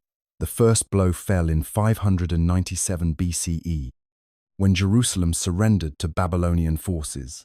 The city was spared immediate ruin, but its king, Jehoiachin, along with the court, military elite, craftsmen, and scribes, nearly 10 in all, were taken east in a forced march to the heart of the empire. A puppet ruler was installed, but defiance simmered. When Judah revolted again, a decade later, Nebuchadnezzar returned with unrelenting force. This time, the temple was destroyed, the city walls leveled, and a second wave of deportees joined the first in the canals and cities of Babylonia. For the exiled Judeans, the trauma was profound. Their temple, once thought to guarantee divine protection, lay in ruins. The land promised to their ancestors was lost. Royal lineage, priestly rites, even the rhythms of daily life, all collapsed under the weight of imperial policy. Yet from this shattering experience emerged an astonishing resilience. Cut off from their sanctuary, the Judeans reoriented their worship towards scripture, memory, and law. In the absence of altar, scroll became sacred. Community, rather than place, became the vessel of survival. Babylon, for its part, absorbed the exiles, as it had so many others. Judean laborers dug canals, tended flocks, and served in temple workshops. Some rose to prominence within the imperial system as administrators and advisors. The prophet Ezekiel, one of the early deportees, proclaimed visions by the Chebar Canal, framing the exile not as abandonment, but as divine judgment and eventual hope. His words, like those of Jeremiah and later writers, reframed catastrophe as covenantal renewal. A new form of religious thought took shape in the exilic crucibilone that emphasized portable holiness, ethical monotheism, and collective destiny. The exile, paradoxically, preserved the identity it threatened to dissolve. When later generations returned to Judah under Persian rule, they did so with a sharpened sense of purpose and an evolving scripture that bore Babylon's imprint. The Babylonian exile was more than a political episode. It was a cultural transformation that redefined what it meant to be a people bound not by borders, but by belief. And in the heart of an empire that sought to erase them, the Judeans forged the foundations of a tradition that would endure long after Babylon's gates had crumbled into dust. Babylon, once the jewel of empire, fell not to fire or siege engines, but to the quiet inevitability of shifting power. By the mid-6th century BCE, the Neo-Babylonian Empire had reached its twilight. Nebuchadnezzar's monumental legacy still loomed in stone and scripture, but his successors proved unequal to the task of empire. Factionalism, religious discontent, and the weight of military overreach eroded the foundations of Babylonian sovereignty. Into this moment of vulnerability stepped a new power from the Iranian plateau, Cyrus of Persia, a king who would redefine imperial conquest not through destruction, but through calculated benevolence. Cyrus II had already conquered Media and Lydia by the time he turned his gaze toward Mesopotamia. His campaign against Babylon was swift and strategically precise. In 539 BCE, he defeated the Babylonian army at Opis on the Tigris, a decisive blow that left the capital exposed. But rather than launch a brutal assault on the city, Cyrus advanced as a liberator. Babylon's priesthood, alienated by Nabonidus, the last Babylonian king, who had sidelined Marduk's cult in favor of the moon god Sin, welcomed the Persian as a restorer of sacred order. The city fell with scarcely a struggle. According to the Cyrus Cylinder, a clay proclamation discovered in Babylon and often called the first charter of human rights, the Persian king declared himself chosen by Marduk to bring peace and justice. He restored temples, returned exiled peoples to their homelands, and promised to respect local customs and gods. For the Babylonians, this was not merely propaganda. It marked the end of native rule, but not the end of their city's importance. Under Persian administration, Babylon remained a major provincial capital. Its scribes continued their traditions, its temples resumed their rituals, and its scholars, especially its astronomers, flourished under imperial patronage. Yet something fundamental had changed. No longer did Babylonia set the political rhythm of the Near East. It had become, for the first time in its long history, a province in a larger imperial order. Cyrus's conquest thus closed a chapter that had begun thousands of years earlier in the mud-brick temples of Eridu and Uruk. The fall of Babylon was not a collapse like that of Akkad or Assyria. It was a handover, a quiet turning of the page. The gods still had their temples, the canals still ran through the city, and cuneiform tablets still recorded the flow of goods and omens. But the age of Mesopotamian independence, of kings who claimed divine authority within their own native traditions, had ended.